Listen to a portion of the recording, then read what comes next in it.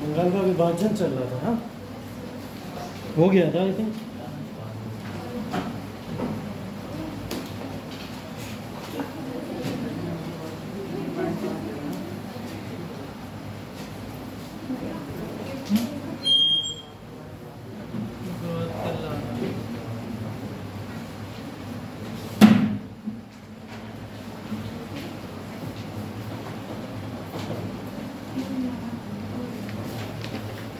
ना तो बारिश भी नहीं हो रही जिसकी चक्की मार ली सबने। बारिश होगी तो क्या करोगे, सब गए हो बाहर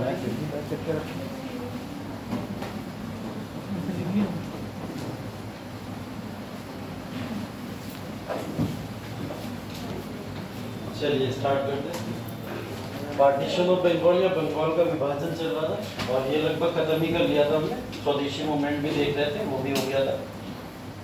इसके बाद में हम लोग कुछ बातें कर रहे थे सूरत स्प्लिट से रिलेटेड, है ना। सूरत का जो स्प्लिट हुआ था कांग्रेस के टाइम पे, तो उस स्प्लिट की चर्चा चल रही थी। तो ये चीज़ें फिर से एक बार कल का जो भी हमने पढ़ा है हल्का फुल्का रिविजन करा देना। कल के चैप्टर के अंदर हम लोग जो भी डिस्कशन कर रहे थे वो डिस्कशन था उग्रवादियों का उदय, है ना। तो भारत के अंदर उग्रवादी दलों का उदय 1905 से माना जाता है और ये फेज कब तक चलता है, 1909 तक चलता है। तो 5 से लेके 9 तक का जो पूरा का पूरा फेज है उस फेज का हम लोग डिस्कशन कर रहे थे। और उस फेज के अंतर्गत हम लोगों ने कई सारी चीज़ें पढ़ी थी। जैसे 5 के अंदर पार्टीशन ऑफ बंगाल हुआ था या बंगाल का विभाजन हुआ था, उस विभाजन को पढ़ा था। और 5 के विभाजन के बाद में हमने ये पढ़ा था कि स्वदेशी आंदोलन नाम की भी एक चीज़ थी जो बहुत बड़ा एक आंदोलन भारत के अंदर चला, है ना। और ये सब जो स्वदेशी आंदोलन या बंगाल का विभाजन था, इन सब की वजह से भारत के कांग्रेस की 2 विचारधाराएं बढ़ गई। उन विचारधाराओं में एक विचारधारा निकल के आई उग्रवादी, ठीक है। उग्रवादी दल या फिर एक्सट्रीमिस्ट फेज जिसको हम लोग बोलते हैं, उस दल ने अपना प्रभुत्व इस समय में जमा लिया था। जो प्रभुत्व की अगर बात की जाए तो 5 से लेकर 9 का जो कार्यकाल है वो हम लोग उन्हीं के फेज के दौरान पढ़ते हैं। ऐसे लीडर्स की चर्चाएं हमने की थी, तो उन लीडर्स में लाल बाल पाल और अरविंदो घोष, इन लोगों के बारे में पढ़ा था, ठीक है।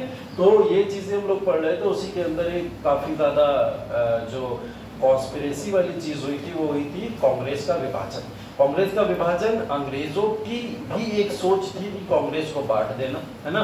और भारतीय भी उस मत पे कहीं ना कहीं विभाजित हो गए थे, जो मतों की हम लोग बात कर रहे थे। तो सूरत स्प्लिट होने के 3 कारण कौन बताएगा?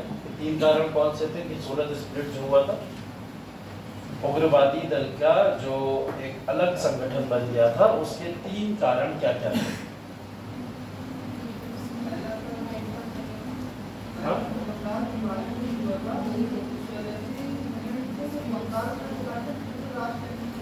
हाँ, एक तो विभाजन की बात ये थी कि पूरे आंदोलन को चलाने की प्रक्रिया उग्रवादी पूरे भारत में किया करते थे ना, कि भारत में चलाना है हमें। दूसरा कारण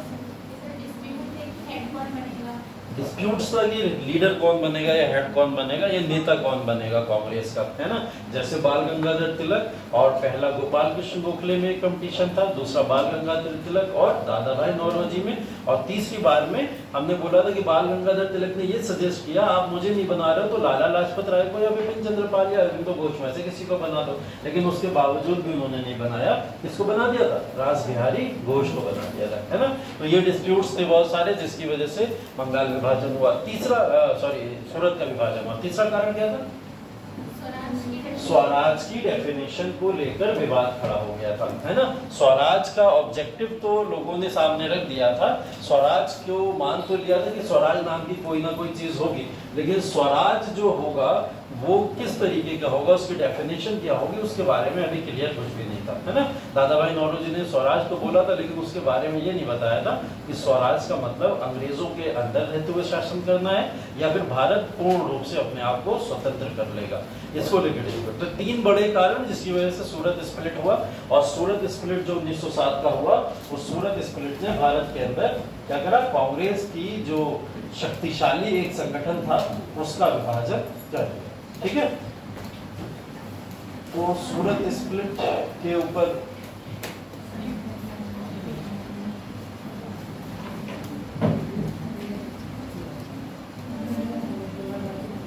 ठीक है। देखिए सूरत का स्प्लिट हो गया, स्प्लिट के बारे में हम लोग ने बात कर ली। अब सूरत के स्प्लिट के बाद में एक बहुत बड़ा प्रॉब्लम ये था कि कांग्रेस के दो दल बढ़ गए और दो दलों का बंटवारा क्या था, कांग्रेस को अब कमजोर कर देगा। कांग्रेस क्या होगी, अब वीक पड़ जाएगी या कमजोर हो जाएगी। अब कांग्रेस जैसे ही वीक होगी, ब्रिटिशर्स अपनी सेपरेशन की नीतियां उनके ऊपर लागू करना शुरू कर देंगे, क्योंकि ब्रिटिशर्स अब क्या करेंगे, दबाव बनाएंगे। और वो दबाव किस तरीके का होगा कि किसी भी तरीके से स्वदेशी आंदोलन को समाप्त कर दिया जाए। ऐसा नहीं है कि उदारवादी दल के नेता स्वदेशी आंदोलन नहीं चलाना चाहते थे, वो भी चलाना चाहते थे, लेकिन स्वदेशी आंदोलन वो सिर्फ और सिर्फ बंगाल में चलाना चाहते थे। और ब्रिटिशर्स कुछ ऐसी ही कोशिश करके पूरे भारत से इस आंदोलन को खत्म करने की कोशिश में लग गए।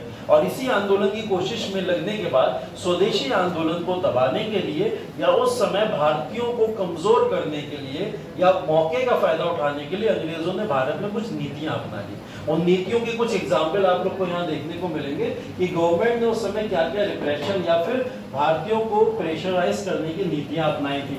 इनके बारे में कुछ मैं कल बता चुका हूं आपको, जैसे सेडिशन लॉ बताया था मैंने आपको, है ना। देशद्रोह का कानून भारतीयों के ऊपर 1908 से लागू हो गया था, लेकिन इसकी बात 1907 से अप्रोक्स शुरू हो चुकी थी कि भारतीयों के ऊपर सेडिशियस लॉ लग जाएगा। इसलिए यहाँ पे सेडिशियस मीटिंग लॉ 1907 के अंदर दिखाया जा रहा है आपको, ठीक है। लेकिन ये लागू कब से हुआ था भारत के अंदर, 1908 से, ठीक है। तो ये इसके बाद में इंडियन न्यूज़पेपर एक्ट भी आया 1908 के अंदर।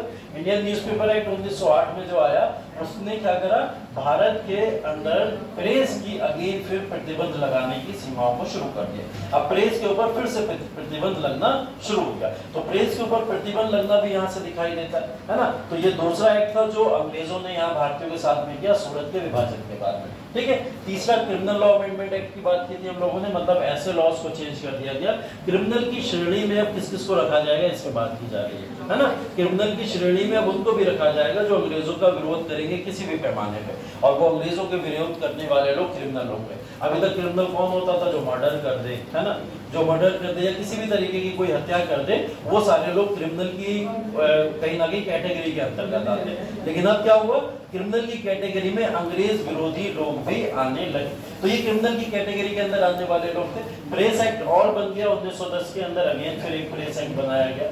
ये भी एक इनकी रिप्रेसिव नीति का ही पार्ट था, ठीक है। और इसके बाद में भारत के अंदर एक बहुत बड़ा इस समय में कांड हो गया जिसको मुजफ्फरपुर बम कांड के नाम से जाना जाता है, ठीक है। क्रांतिकारी गतिविधियों का एक पार्ट है ये। जैसे 1897 के अंदर हम लोग ने क्या पढ़ा था, रैंड की हत्या के बारे में पढ़ा था। रैंड की हत्या हो गई थी उस समय, चापेकर बंधु या नाटू ब्रदर्स के बारे में पढ़ा था।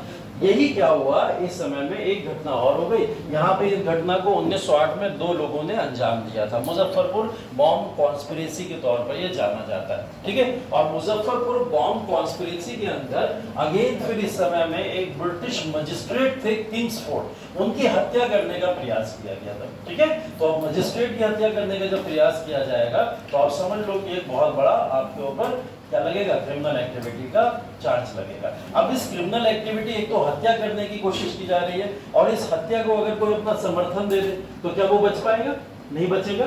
इसी हत्या को समर्थन दे दिया था बाल गंगाधर तिलक ने, जिनकी हम लोग कल बात कर रहे थे। 8 से लेकर 14 तक जेल में रहे हैं वो, इसी वजह से जेल में रहे थे कि मुजफ्फरपुर बॉम्ब कॉन्स्पिरेसी का उन्होंने समर्थन करते हुए अपनी मैगजीन, जो केसरी के बारे में मैंने आपको बताया था, किसकी मैगजीन है वो बाल गंगाधर तिलक की तो उस मैगजीन के अंदर बाल गंगाधर तिलक ने मुजफ्फरपुर बॉम्ब कॉन्स्पिरेसी को सही ठहराया और बोले कि ऐसा अंग्रेजों के साथ में ही होना चाहिए, है ना। तो जब उस बात को सही ठहराया गया, इसको लेके उनके ऊपर सेडिशन के लॉ लगे, देशद्रोह के लॉ लगे, जिसको लेकर उनको जेल में डाल दिया गया और फिर वो 6 साल तक लगातार जेल के अंदर रहते, है ना। लेकिन इस बॉम्ब कॉन्स्पिरेसी के अंदर किंग्सफोर्ड की हत्या नहीं हुई थी, किंग्सफोर्ड नहीं मारे गए थे। इनके साथ में इनके जो कह सकते हो फैमिली मेंबर्स थे, उन फैमिली मेंबर्स की हत्या इसमें हो गई, ठीक है। तो वो किंग्सफोर्ड यहाँ बच गए थे, लेकिन फिर भी प्रयत्न या फिर किसी की हत्या में इनके ऊपर केस चला था। और मुजफ्फरपुर बॉम्ब कॉन्स्पिरेसी का केस जो खुदीराम बोस, जिन्होंने इनके ऊपर अटैक किया था, और प्रफुल्ल चाकी, ये 2 व्यक्ति थे जिन्होंने अटैक किया था, जिसके बाद में खुदीराम बोस को अरेस्ट करके उनको फांसी दे दी गई। और फांसी देने वाले ये सबसे यंगेस्ट जो पर्सन है भारत के अंदर क्रांतिकारियों में, ये वो है। 19 साल की उम्र में इनको फांसी दे दी गई थी। 19 साल की उम्र में इन्होंने ये काम किया था और 19 साल की उम्र में ही इनको फांसी दे दी गई थी। 2-3 महीने ट्रायल चला था, 2-3 महीने के बाद इनको फांसी दे दी गई। इनके साथ में भी एक व्यक्ति थे प्रफुल्ल चाकी, ठीक है, वो भी लगभग सेम एज के थे और वो अंग्रेजों के हाथ में नहीं लगे। उन्होंने जैसे तैसे अपने आप को अंग्रेजों से बचा लिया, लेकिन अंग्रेजों ने उनको इस तरीके से घेराव किया, जो भी चीजें की, आगे चल के उन्होंने आत्महत्या कर ली थी कि अंग्रेज मेरे को ना मारे, मैं खुद को गले से मार लूं, है ना। तो इस तरीके से प्रफुल्ल चाकी ने आगे चल के क्या कर ली थी, आत्महत्या कर ली। तो ये एक बॉम्ब कॉन्स्पिरेसी का ऐसा केस था, मुजफ्फरपुर बॉम्ब कॉन्स्पिरेसी। ये आपके एग्जाम में आ सकता है, इसके लीडर्स के बारे में पूछ सकता है, ये पूछ सकता है कि इसके अंदर किसकी हत्या करने का प्रयास किया गया था, ये पूछ सकता है कि इसको समर्थन किसने दिया था, या ये भी पूछ सकता है कि मुजफ्फरपुर बॉम्ब कॉन्स्पिरेसी के बारे में कौन सी मैगजीन या न्यूज़पेपर में पब्लिश हुआ था जिसमें उसको समर्थन दिया गया था, ठीक है। तो वो केसरी के अंदर पब्लिश हुआ था जिसमें उसको समर्थन दिया गया था, जिसकी वजह से इनके ऊपर ट्रायल चला था।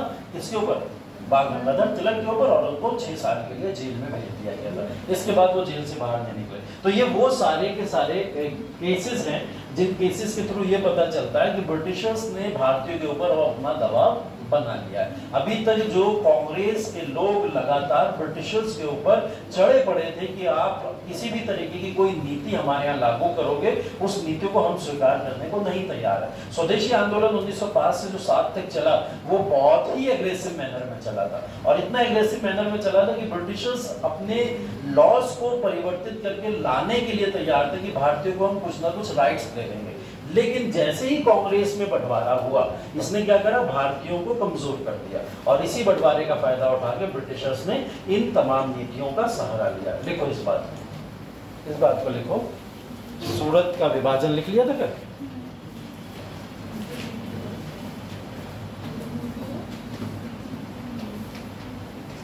हेडिंग ऐसे डालना, स्वदेशी आंदोलन, स्वदेशी आंदोलन एवं स्वदेशी आंदोलन एवं सूरत का विभाजन, स्वदेशी आंदोलन एवं सूरत का विभाजन, ठीक। डैश लगा के लिख देना सरकार की दमनकारी नीतियां, डैश लगा के लिख देना सरकार की दमनकारी नीतियां।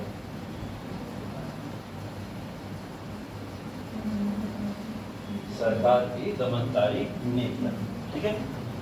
उसमें पहला लिखो देशद्रोह कानून, देशद्रोह कानून,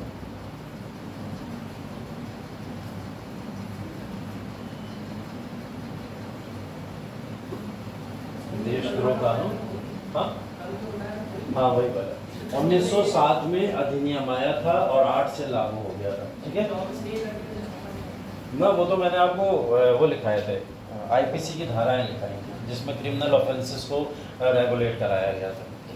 हाँ, इसमें लिखो ये वाला सेडिशियस मीटिंग या फिर देशद्रोह कानून, और 1907 में आया था और 1908 में लागू हो गया, ठीक है।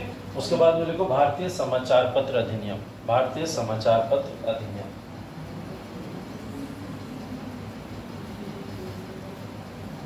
1908, 1908।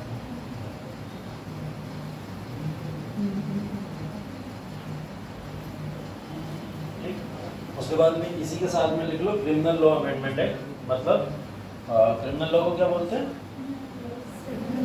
हाँ क्रिमिनल ही लॉ बोलते हैं, आपराधिक मामले, हाँ आपराधिक अधिनियम, आपराधिक अधिनियम 1908, आपराधिक अधिनियम 1908। हाँ तो तभी तो 1908 लिखा था जा रहा हूँ। डेट कैसे पता चलेगी, चलो डेट भी लिख लो, डेट भी लिख लो, डेट भी लिख लो। अगर क्रोनोलॉजिकल ऑर्डर सेट करने को आ जाए, अच्छा क्वेश्चन है ये कि क्रोनोलॉजिकल 1908 में ही आ जाए सारी चीजें, तो आप फिर इस चीज को कैसे लिखोगे, है ना।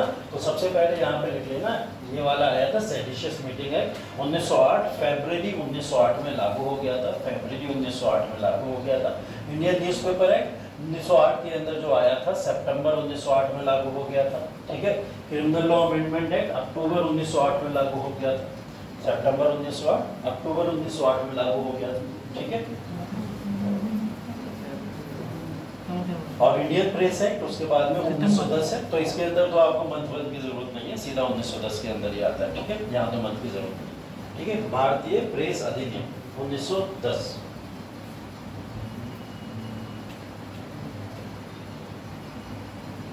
उसके बाद लिख लेना Muzaffarpur bomb conspiracy case, Muzaffarpur bomb conspiracy case. इसकी तो डेट लिख लो 30 अप्रैल 1908, 30 अप्रैल 1908।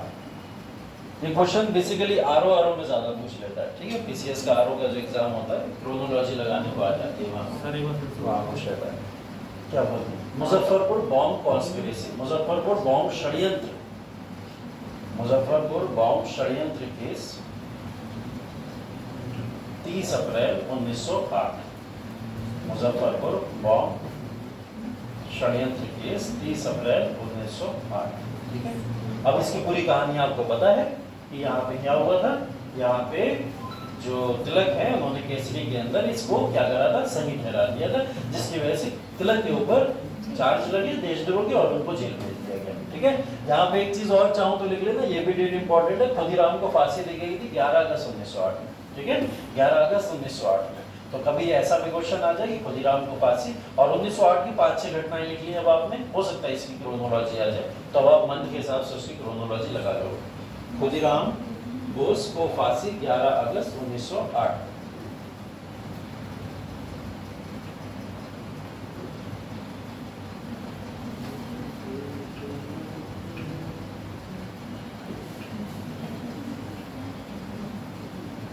ठीक है, हो गया जी।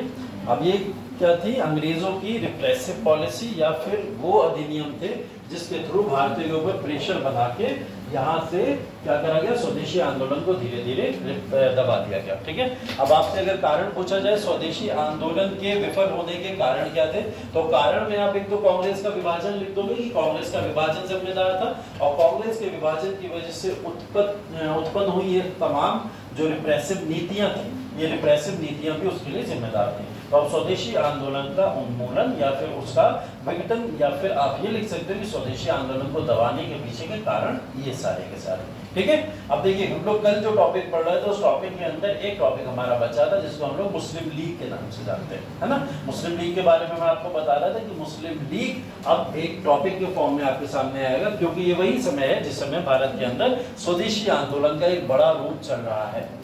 तो यहाँ पे स्वदेशी आंदोलन के ही समय भारत के अंदर एक बहुत बड़े ऑर्गेनाइजेशन का गठन हो जाता है जिसको ऑल इंडिया मुस्लिम परिसंघ या फिर लीग के नाम से जाना जाता है। ठीक, अब देखो इसके बारे में थोड़ी सी कहानी सुन लो, फिर मैं लिखा दूंगा जो लिखने वाली चीजें।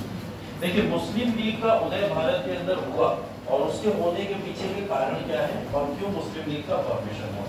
मुस्लिम लीग का फॉर्मेशन, जैसा कि हम लोग बात कर रहे थे कल, कि ब्रिटिशर्स ने कुछ मुस्लिम समुदाय के लोगों को बुलाया और बुला के उनको इस चीज के लिए तैयार किया कि जिस तरीके से कांग्रेस एक हिंदू पार्टी है उस तरीके से मुस्लिम लीग की भी या फिर मुसलमानों की भी एक पार्टी होना चाहिए, ऑर्गेनाइजेशन होना चाहिए। अब ये समझाई हुई बात थी, एक्चुअल में कांग्रेस हिंदू पार्टी तो थी नहीं, लेकिन अंग्रेजों के द्वारा इस बात को इतना बल दिया गया जिसकी वजह से मुस्लिम कुछ लीडर्स ने इस बात को मान लिया। और जब मुस्लिम कुछ लीडर्स ने इस बात को माना तो उसके बाद में कुछ लोग सामने आए और उन्होंने आगे क्या करा, मुस्लिम लीग जैसे बड़े ऑर्गेनाइजेशन का फॉर्मेशन कर दिया।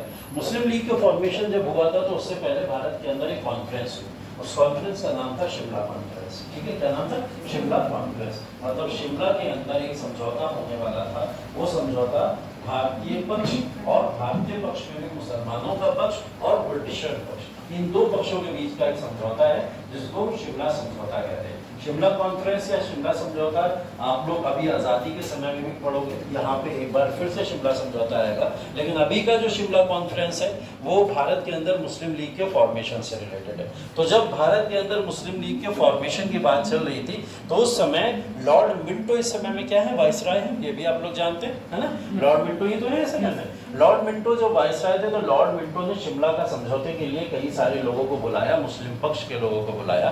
तो बड़े बड़े जो डेलीगेट्स थे उस समय मुस्लिम पक्ष के, वो लोग गए और मिंटो से जाके मिलके उन्होंने इस बात की वकालत की कि मुस्लिमों के लिए भी एक अलग से ऑर्गेनाइजेशन होना चाहिए। मिंटो तो चाहता यही था और उसको किसी भी तरीके से एक बंटवारा और करना था, क्योंकि कांग्रेस में तो एक बंटवारा दिखाई दे ही रहा था 1906 में कि आगे चल के कांग्रेस में भी बंटवारा होगा, और वो हो भी गया 1907 में। तो ये बंटवारा एक और कर दिया जाए जो हिंदू मुस्लिम के बंटवारे के नाम से जाना जाएगा। तो इसने मुस्लिम लीग के फॉर्मेशन को लेके एक बीज बोया था, और वो बीज बोने के लिए कुछ मुस्लिम लीडर्स इनके पास खुद चल के गए, और वो शिमला कॉन्फ्रेंस के अंदर कुछ लीडर्स में से जो सबसे बड़ा नाम यहाँ पे आता है आगा खान का। ठीक है, आगा खान यहाँ पे मुस्लिम पक्ष के सबसे बड़े लीडर थे, और उन्होंने जाके खुद इस बात को रखा उनके सामने कि हम एक मुस्लिम लीग का फॉर्मेशन करना चाहते हैं। तो मिंटो इसके लिए तैयार हो गया, उसने बोला ठीक है कि आप मुस्लिम लीग का फॉर्मेशन करो और हमारी परमिशन है मुस्लिम लीग को चलाने के लिए। ठीक है, वो परमिशन दे गई, ऑब्वियस सी बात है, एक बंटवारा जब देखने को मिल रहा है। अब मुस्लिम लीग का फॉर्मेशन हुआ क्यों, इसके पीछे कारण क्या था, क्यों एक वर्ग इतना ज्यादा उत्साहित हो गया एक अलग फॉर्मेशन के लिए, एक अलग ऑर्गेनाइजेशन के लिए, क्यों हो गया? क्योंकि इस समय में स्वदेशी आंदोलन चल रहा है। स्वदेशी आंदोलन का प्रारूप कुछ जो था वो धार्मिक होता चला जा रहा था। धार्मिक होने का मतलब कैसा होता चला जा रहा था? स्वदेशी आंदोलन जैसे ही एक्सट्रीमिस्ट लीडर्स के हाथों में आया था, जो हमारे उग्रवादी नेता थे उनके हाथों में जैसे ही आंदोलन आया, उसमें उन्होंने क्या करा, कुछ धार्मिक तत्वों को ऐड करना शुरू कर दिया। जैसे कल मैंने आपको एक एग्जाम्पल दिया था, लोग राखी बांध रहे थे, दिया था, रक्षाबंधन का त्यौहार मनाया लोगों ने, गंगा स्नान किए लोगों ने, उसके अंदर हमने ये भी बोला था मुस्लिमों ने भी किया था ऐसा सब। ठीक है, लेकिन एक वर्ग जो था मुस्लिमों का, वो इस बात का विरोध भी कर रहा था कि एक स्वदेशी आंदोलन जो राष्ट्रीय आंदोलन है उसके अंदर धार्मिकता के तत्व क्यों है ना। वो धार्मिकता के तत्व के तौर पर यहाँ पे क्या हुआ, इसी समय में बाल गंगाधर तिलक ने गणेश उत्सव मनाना शुरू कर दिया। ठीक है, गणेश उत्सव जब मनना शुरू हुआ तो वहां पे क्या हुआ, गणेश उत्सव के तौर पर भीड़ तो बहुत इकट्ठी हो जाती थी, क्योंकि मकसद बाल गंगाधर तिलक का क्या था, भीड़ कलेक्ट करना, आंदोलन में अपना पावर दिखाना कि हमारा आंदोलन कितना बड़ा है। लेकिन इससे एक पक्ष जो मुस्लिम वर्ग है, जो मूर्ति विरोधक है, वो पक्ष अब गणेश पूजा में तो आएगा नहीं, वो पक्ष अपने आप को अलग करने लगा, उस पक्ष ने अपने आप को अलग करा। तो उसको लगा स्वदेशी आंदोलन एक धार्मिक आंदोलन बन गया है और इस धार्मिक आंदोलन में हमारा कोई लेना देना नहीं है। तो उस वर्ग ने अपने आप को धीरे धीरे अलग करना शुरू कर दिया। जैसे ही वो वर्ग अलग हुआ, उस वर्ग के अलग होने के बाद में अंग्रेजों ने यहाँ पे आग में घी डालने वाला भी काम किया कि देखो, हम तो पहले कह रहे थे कि तुम्हारा जो कांग्रेस का पूरा ऑर्गेनाइजेशन है वो एक हिंदू दल का ऑर्गेनाइजेशन है, अब तुम्हें जरूरत है अपने मुस्लिम सभ्यताओं को भी बचा लो, अब मुस्लिम ऑर्गेनाइजेशन बना लो। इस वजह से मुस्लिम वर्ग के दिमाग में, टॉप लीडर्स के दिमाग में यह आइडिया आया कि आगे चल के अगर भारत को ये लोग लोकतंत्र दिलाने की भी बात कर रहे हैं, भारत को आजादी दिलाने की भी बात कर रहे हैं, तो आगे चल के जो मुस्लिम वर्ग है उसका प्रतिनिधित्व भी तो समाप्त हो जाएगा। अगर हम देखें तो सारी पावर्स मेजॉरिटी के हाथों में जाएगी। किसके हाथों में जाएगी? हिंदू वर्ग के हाथों में जाएगी। तो ये पावर्स मुस्लिमों के हाथों में नहीं बचेगी, जिससे हमारा राजनीतिक जो फ्यूचर है वो पूरी तरीके से समाप्त हो जाएगा। इसके लिए जरूरत किसकी है? एक ऐसे ऑर्गेनाइजेशन की है जो ऑर्गेनाइजेशन अब मुस्लिमों की पक्ष की बातों को आगे रखा करेगा। तब क्या हुआ, जाके एक ऐसे ऑर्गेनाइजेशन को बनाया गया जिस ऑर्गेनाइजेशन को हम लोग क्या बोलते हैं, मुस्लिम लीग। ठीक है, मुस्लिम लीग का जब फॉर्मेशन हुआ था तो इसके अंदर नवाब सलीमुल्ला, जो समय ढाका के नवाब हुआ करते थे, ठीक है, नवाब वाली अभी भी चल रही है पॉलिसी, ठीक है, नवाब, मराठा, निजाम, ये सब अभी भी होते थे। तो ढाका के नवाब थे इस समय नवाब सलीमुल्ला।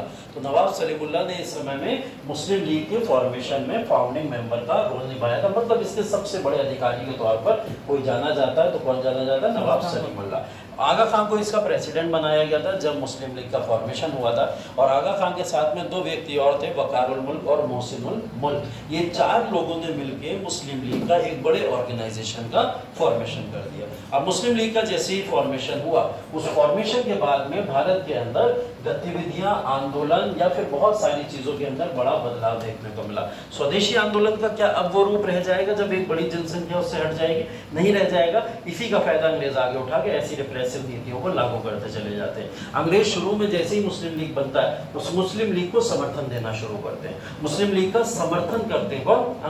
अंग्रेज ये दिखाने की कोशिश करते हैं कि मुस्लिमों को फेवर हम लोग कर रहे हैं, जिससे मुस्लिम हमारा फेवर कर सके, और भारत में जितने राष्ट्रवादी आंदोलन चल रहे हैं वो आंदोलनों को हम मुस्लिमों की सहायता से दबा सके, है ना। तो मुस्लिम लीग का फॉर्मेशन भी उन्होंने इसी विचारधारा के साथ में करवाया होगा। लेकिन मुस्लिम लीग का फॉर्मेशन या मुस्लिम लीग लगातार अपने रोल से कुछ ना कुछ चेंज होती रही है ना। मुस्लिम लीग का अगर आप रोल देखोगे तो मुस्लिम लीग का रोल अलग अलग तरीके का दिखाई देता है पूरे आंदोलन के दौरान। मुस्लिम लीग कभी आपको राष्ट्रवादी पार्टी दिखती है, कभी आपको राष्ट्र विरोधी पार्टी दिखती है, कभी आपको दिखेगा अंग्रेजों की सबसे बड़ी मुखालफत करने वाली पार्टी, सबसे बड़ी विरोधी पार्टी है, कभी दिखेगा अंग्रेजों की सबसे सहयोगी पार्टी मुस्लिम लीग है। तो मुस्लिम लीग के बहुत ज्यादा परिवर्तित रूप आपको देखने को मिलते हैं, ठीक है। उसके कुछ उदाहरण मैं यहाँ आपके सामने रखता हूँ, उससे आपको समझ आएगा कि मुस्लिम लीग का जो फॉर्मेशन है वो किस तरीके से हम लोग यहाँ पे समझ सकते हैं। देखिए मुस्लिम लीग की अगर फॉर्मेशन की हम लोग बात करें तो कुछ इस तरीके से मुस्लिम लीग के फॉर्मेशन को समझ सकते हैं इस टेबल के फॉर्म्स। ठीक, हमने बोला कि 1906 के अंदर मुस्लिम लीग का फॉर्मेशन हुआ।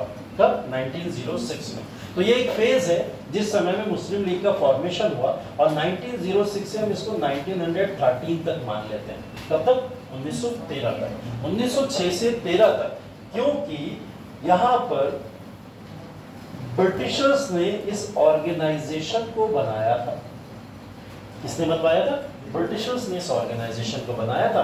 एक तरफ इनका विरोध कौन कर सकता है? कांग्रेस कर सकता है। अपोजिशन की पार्टी तो कांग्रेस ही है, ठीक है। तो एक तरफ कांग्रेस इनकी विरोधी पार्टी हो सकती है, कांग्रेस इनका विरोध कर सकती है। तो एक तरफ कांग्रेस को लिख लेते हैं हम लोग, एक तरफ ब्रिटिशर्स को लिख लेते हैं, और एक तरफ देख लेते हैं कि मुस्लिम लीग के इस समय के लीडर्स किस तरीके के हुआ करते थे, कौन लीडर्स इस समय हुआ करते थे। तो अगर हम लोग यहाँ पे 6 से लेके 13 वाला जो फेज है इसको थोड़ा समझने की कोशिश करें तो ब्रिटिशर्स के साथ में इनके रिलेशन जो थे बहुत अच्छे हुआ करते थे, ठीक है। रिलेशन कैसे थे? बहुत अच्छे थे। 6 से लेके 13 का फेज ऐसा है कि जिस समय में मुस्लिम लीग और ब्रिटिशर्स इन दोनों के रिलेशन बहुत अच्छे देखने को मिलते हैं। यहाँ कांग्रेस के साथ में रिलेशन कैसे होंगे? बहुत खराब होंगे, क्योंकि कांग्रेस की ही अपोजिशन में एक पार्टी क्रिएट हुई है, तभी कांग्रेस के साथ में इनके रिलेशन कैसे देखेंगे? खराब देखेंगे, ठीक है। यहाँ पे इस चीज को माना गया। उसके बाद में लीडर्स के तौर पे अगर देखा जाए तो एक एलीट वर्ग है जो इसकी लीडरशिप करता है, मतलब एक अमीर तबका है, एक पढ़ा लिखा वर्ग है जो यहाँ पे सोसाइटी के सबसे उच्च लोग हुआ करते थे। जैसे नवाब की बात करें, नवाब सलीमुल्लाह, आगा खान, ठीक है, वकारुल मुल्क, मोहसिनुल मुल्क, ये सब काफी एलीट क्लास के लोग हुआ करते थे, उच्च वर्ग के, जिनके हाथों में इस समय मुस्लिम लीग की क्या थी? लीडरशिप थी, ठीक। अब यहाँ से थोड़ा फेज बदल जाता है, यहाँ से फेज बदल जाता है 1913 में। यहाँ पर एक लीडर की जिसका नाम है मोहम्मद अली जिन्ना, ठीक है, एंट्री होती है मोहम्मद अली जिन्ना की यहाँ पे, ठीक है। मोहम्मद अली जिन्ना क्योंकि इस समय में काफी उदारवादी नेताओं में से आते थे और कांग्रेस के दल के नेता भी थे इस समय मोहम्मद अली जिन्ना।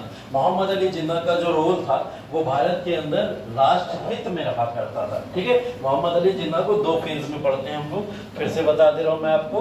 मोहम्मद अली जिन्ना का कैरेक्टर ऐसा है कि आप जब इनको पहले कैरेक्टर के तौर पे देखोगे तो राष्ट्रवादी नेता के तौर पे जाने जाते हैं। मतलब 1930 तक मोहम्मद अली जिन्ना यही प्रयास करते रहे कि किसी भी तरीके से अंग्रेजों से मुक्ति मिलके भारत को एक सेकुलर नेशन बनाया जा सके और भारत के विकास के लिए कार्य किया जा सके। 1930 के बाद से मोहम्मद अली जिन्ना का दिमाग पगला गया था। उसके बाद से लेकर 1947 तक लगातार वो एक अलग नेशन या अलग तरीके से मुस्लिमों के लिए डिमांड करते हुए दिखाई देते हैं। तो इनके 2 तरीके के रूप हैं। तो मोहम्मद अली जिन्ना की जब बात होती है 1913 में इनकी एंट्री हुई और 13 के बाद से ही मुस्लिम लीग का सारा नेचर परिवर्तित हो गया। वो नेचर कैसे परिवर्तित हो गया? 1913 से लेके 1930 तक अप्रोक्स अगर हम लोग बात करें तो इस समय में ब्रिटिशर्स के साथ में इनके जो रिलेशन है अब बहुत खराब है।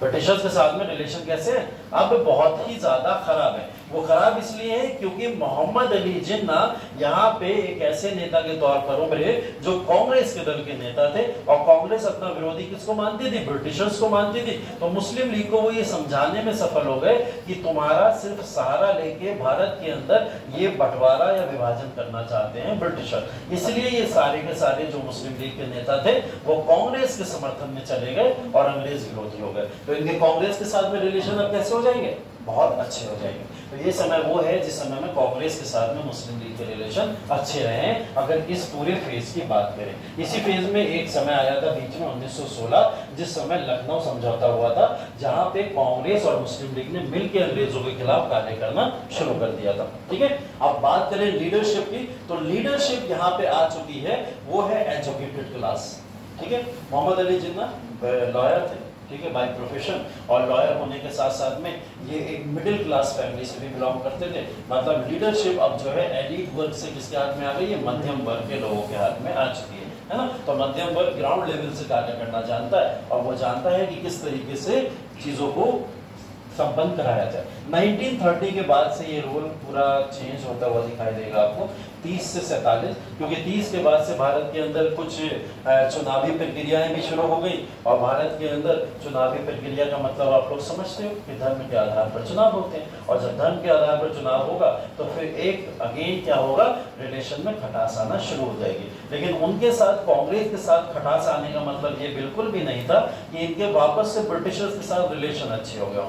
अब इनके ब्रिटिशर्स से तो रिलेशन खराब है ही है, अब कांग्रेस से भी इनके रिलेशन खराब हो गए। ठीक है, तो ये दोनों वर्गों में ये रिलेशन खराब हो गए। और अब जो लीडरशिप आई थी जिनके हाथों में, मोहम्मद अली जिन्ना अभी भी लीडरशिप कर रहे हैं, मोहम्मद अली जिन्ना के हाथ में अभी भी लीडरशिप है, या यहाँ पे लियाकत अली खान जैसे भी लीडर देखने को मिलेंगे आपको। ठीक है, ऐसे लीडर्स आए थे, लेकिन ये लीडरशिप अब किसके हाथों में आ गई थी, एक कट्टरवादी नेताओं के हाथों में आ गई थी, मतलब ऑर्थोडॉक्स ग्रुप के हाथों में। ठीक है, जो एक अलग नेशन की थ्योरी के साथ में चला करते थे, और जिसकी वजह से आगे चल के क्या हुआ, भारत का इतना बड़ा बंटवारा देखने को मिलता है। ठीक है, ये मुस्लिम लीग के फॉर्मेशन से लेकर 1947 तक मुस्लिम लीग का पूरा एक वो है, स्ट्रक्चर है कि मुस्लिम लीग ने भारत के अंदर जो कार्य किए वो कार्य किस तरीके से और किस किस लेवल पर बदलते रहे, है ना। तो हमें मुस्लिम लीग के पूरे कार्यकाल को इन 3 पॉइंट से समझना है ना। तो मुस्लिम लीग के अगर कार्यकाल को आप इन 3 तरीके से समझ जाओगे, तो आपसे अगर क्वेश्चन आए 6 से लेकर 13 के बीच में, और उस समय मुस्लिम लीग के बारे में कुछ पूछा जाए आपसे, तो आपको ये बात पता है कि ब्रिटिश समर्थित लोग हैं, तो आप कोई भी बात वहां पे आप करोगे तो ब्रिटिश के समर्थन में मुस्लिम लीग को समझ के करोगे, है ना। और कांग्रेस विरोधी लोग हैं, तो कांग्रेस के साथ में इस समय में कोई भी समझौता दिखाई देगा नहीं, क्योंकि कांग्रेस के विरोधी है। लीडरशिप एलीट क्लास के हाथों में, तो डिसीजन भी कैसे होंगे, उसी तरीके के डिसीजन भी हो सकते हैं। तो अब इस लाइन से रिलेटेड कोई भी क्वेश्चन आपके सामने आएगा, उसको उस तरीके से सॉल्व कर सकते हैं। ठीक है, दूसरा क्वेश्चन आपसे बनेगा 13 से 30 के बारे में। ये वो इरा था जिस इरा में कांग्रेस के साथ में रिलेशन बहुत अच्छे हैं, मतलब सारी नीतियां जो भारत के अंदर राष्ट्रवादी आंदोलन जो भी चला करते थे, वो सब कांग्रेस और मुस्लिम लीग साथ में मिलकर चलाया करते थे। चाहे वो आप आगे चल के असहयोग आंदोलन पढ़ोगे, उसको पढ़ लेना, चाहे फिर सिविल डिसोबीडियंस मूवमेंट में भी थोड़ा बहुत रोल देख लोगे, वो भी आपको मुस्लिम लीग का देखने को मिलेगा। तो गांधी के आंदोलन के अंदर कई सारे आंदोलनों में इनका भी पार्टिसिपेशन दिखाई देता है। तो ये एक अच्छा फेज है जो 1913 से 30 के बीच में चल रहा है, और इसका पूरा क्रेडिट कहीं ना कहीं अगर देखें किसको जाता है, मोहम्मद अली जिन्ना को। ठीक है, उसके बाद में 30 से लेकर 47 तक का जो फेज है, ये काफी खराब फेज है, और ये काफी राष्ट्रद्रोह वाला केस माना जाएगा कि जिस समय में मुस्लिम लीग ने राष्ट्र के बंटवारे की या राष्ट्र विरोधी नीतियों को अपनाया। ठीक है, तो 30 से लेकर 47 तक का समयकाल जिसमें ब्रिटिशर्स के भी अपोज में हैं ये लोग, और इसके कांग्रेस के भी अपोज में। अच्छा, ब्रिटिशर्स के अपोज में क्यों है? कांग्रेस का अपोज को समझ आता है, क्योंकि चलो एक सांप्रदायिक एंगल शुरू हो गया होगा इनके मन में, इन्हें लगा होगा कांग्रेस हमें राजनीति में उच्च पद नहीं देने देती है, इलेक्शन में हमें जीतने नहीं दे रही है, कांग्रेस ही हमारी विरोधी पार्टी है। लेकिन ब्रिटिशर्स के अपोज में क्यों अभी भी, वो कारण क्या हो सकता है? ये वाला तो समझ आता है कि इस समय में तो कांग्रेस के साथ अच्छे रिलेशन है, तो ब्रिटिशर्स के साथ में खराब रिलेशन हो गए। लेकिन यहाँ पे कांग्रेस के साथ में खराब रिलेशन, फिर भी ब्रिटिशर्स के साथ में खराब रिलेशन, ये बात नहीं समझ आई। हाँ बताओ। हाँ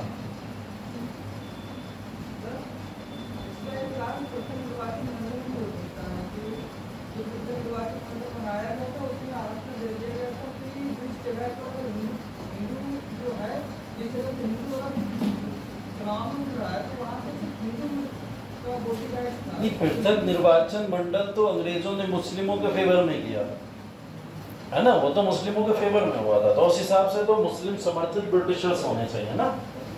मैं वही तो कहने की कोशिश कर रहा हूँ कि बहुत सारी नीतियां मुस्लिमों के फेवर में बार बार अंग्रेज लाने की कोशिश करते थे, लेकिन उसके बाद में भी मुस्लिम लीग विरोध में रहती थी ब्रिटिशर्स के। क्या कारण था? हाँ?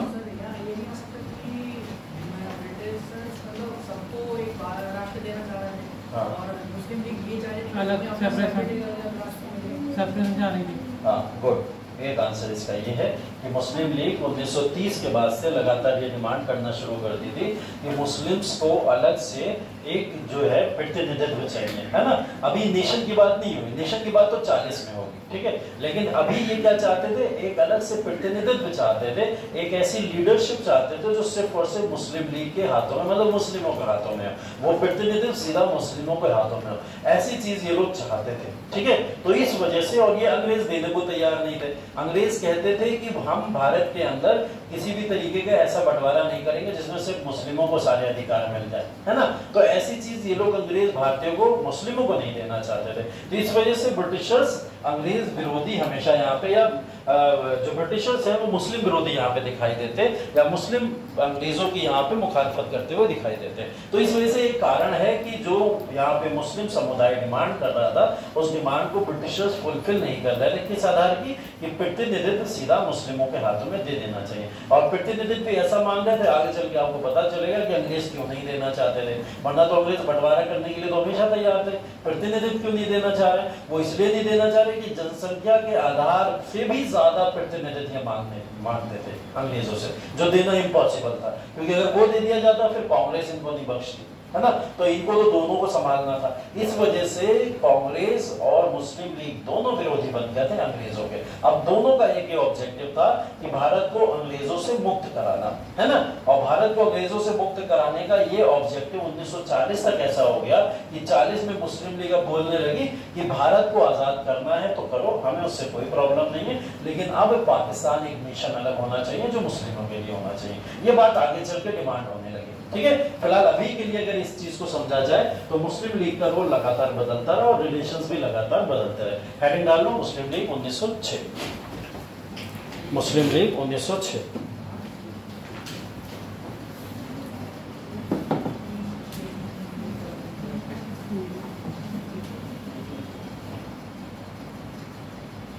मुस्लिम लीग के फाउंडिंग मेंबर्स, सबसे पहले लिख लो मुस्लिम लीग के फाउंडिंग मेंबर्स, उसमें 4 नाम ये लिख लेना, ठीक है।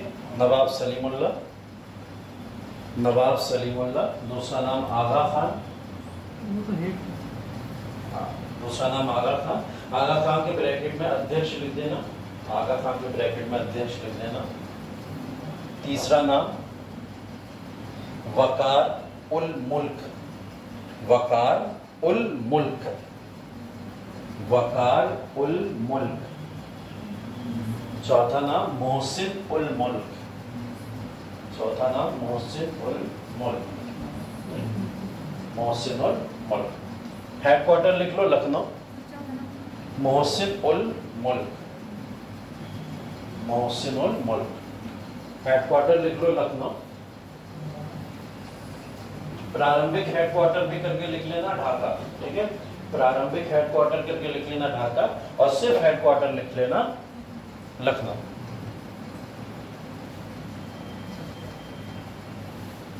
ठीक है, क्योंकि शुरुआती दौर पर इनमें ढाका के ये अंदर ये सब फॉर्मेशन वगैरह हुआ, लेकिन इन्होंने अपना परमानेंट हेडक्वार्टर इसको बना लिया था, लखनऊ को बना लिया था, ठीक है। उसके बाद में लिखना कारण, मुस्लिम लीग के बनने के कारण, कारण लिखना।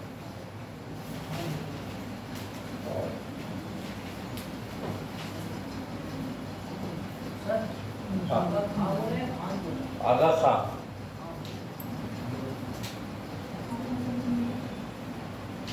कारण लिख के पहले ये टेबल बना लो, उसके बाद कारण लिखा दें। ये टेबल ऐसे ही बना लो जैसे लिखी हुई है, समझने के लिए काफी है। इसको इसी तरीके से बना लो, पहले टेबल बना लो फिर कारण लिखा दो, पहले इसी के नीचे टेबल बना लो फिर कारण बता दो।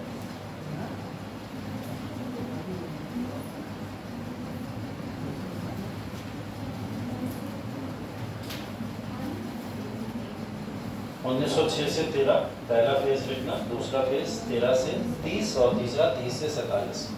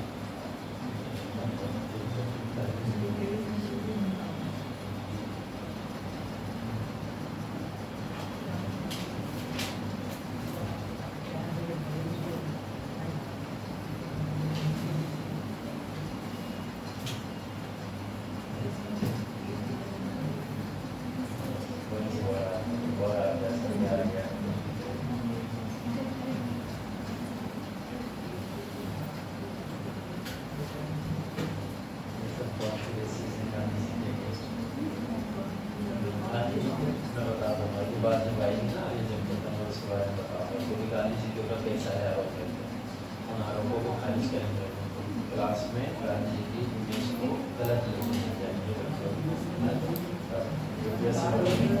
ऐसी बर्दाश्त नहीं करता।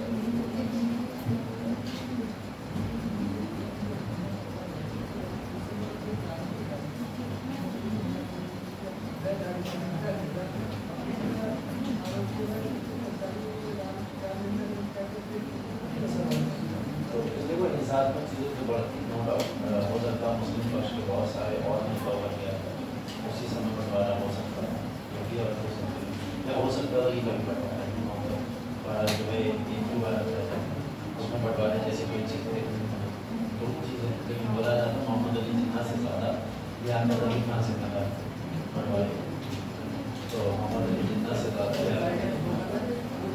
तो लियाकत अली खान का ज़्यादा हुक्म हुआ।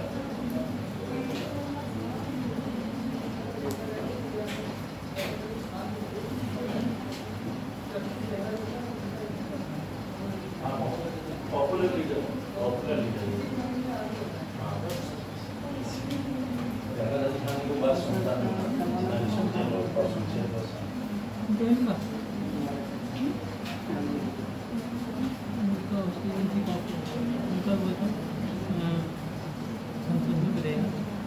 ठीक है, कर लिया नोट।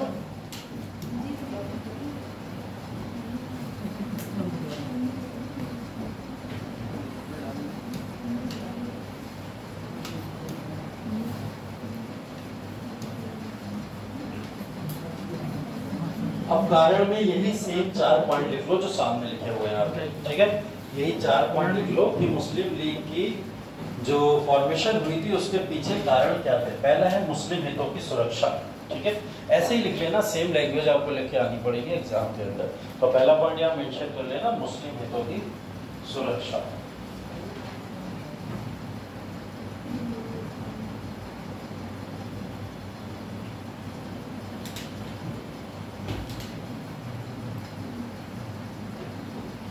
दूसरा पॉइंट जो मैंने आपको बताया था, हिंदू प्रभुत्व की आशंका, मतलब राजनीतिक तौर पर कहीं ना कहीं मुस्लिमों को कोई भी अधिकार नहीं मिलेंगे, उनके अंदर ये चिंता थी, है ना। तो एक दूसरा पॉइंट हिंदू प्रभुत्व की आशंका है। तीसरा पॉइंट इसमें अल्पसंख्यक के अधिकार, वो अपनी मुस्लिम लीग बना के अल्पसंख्यकों को अधिकार दिलाना चाहते थे।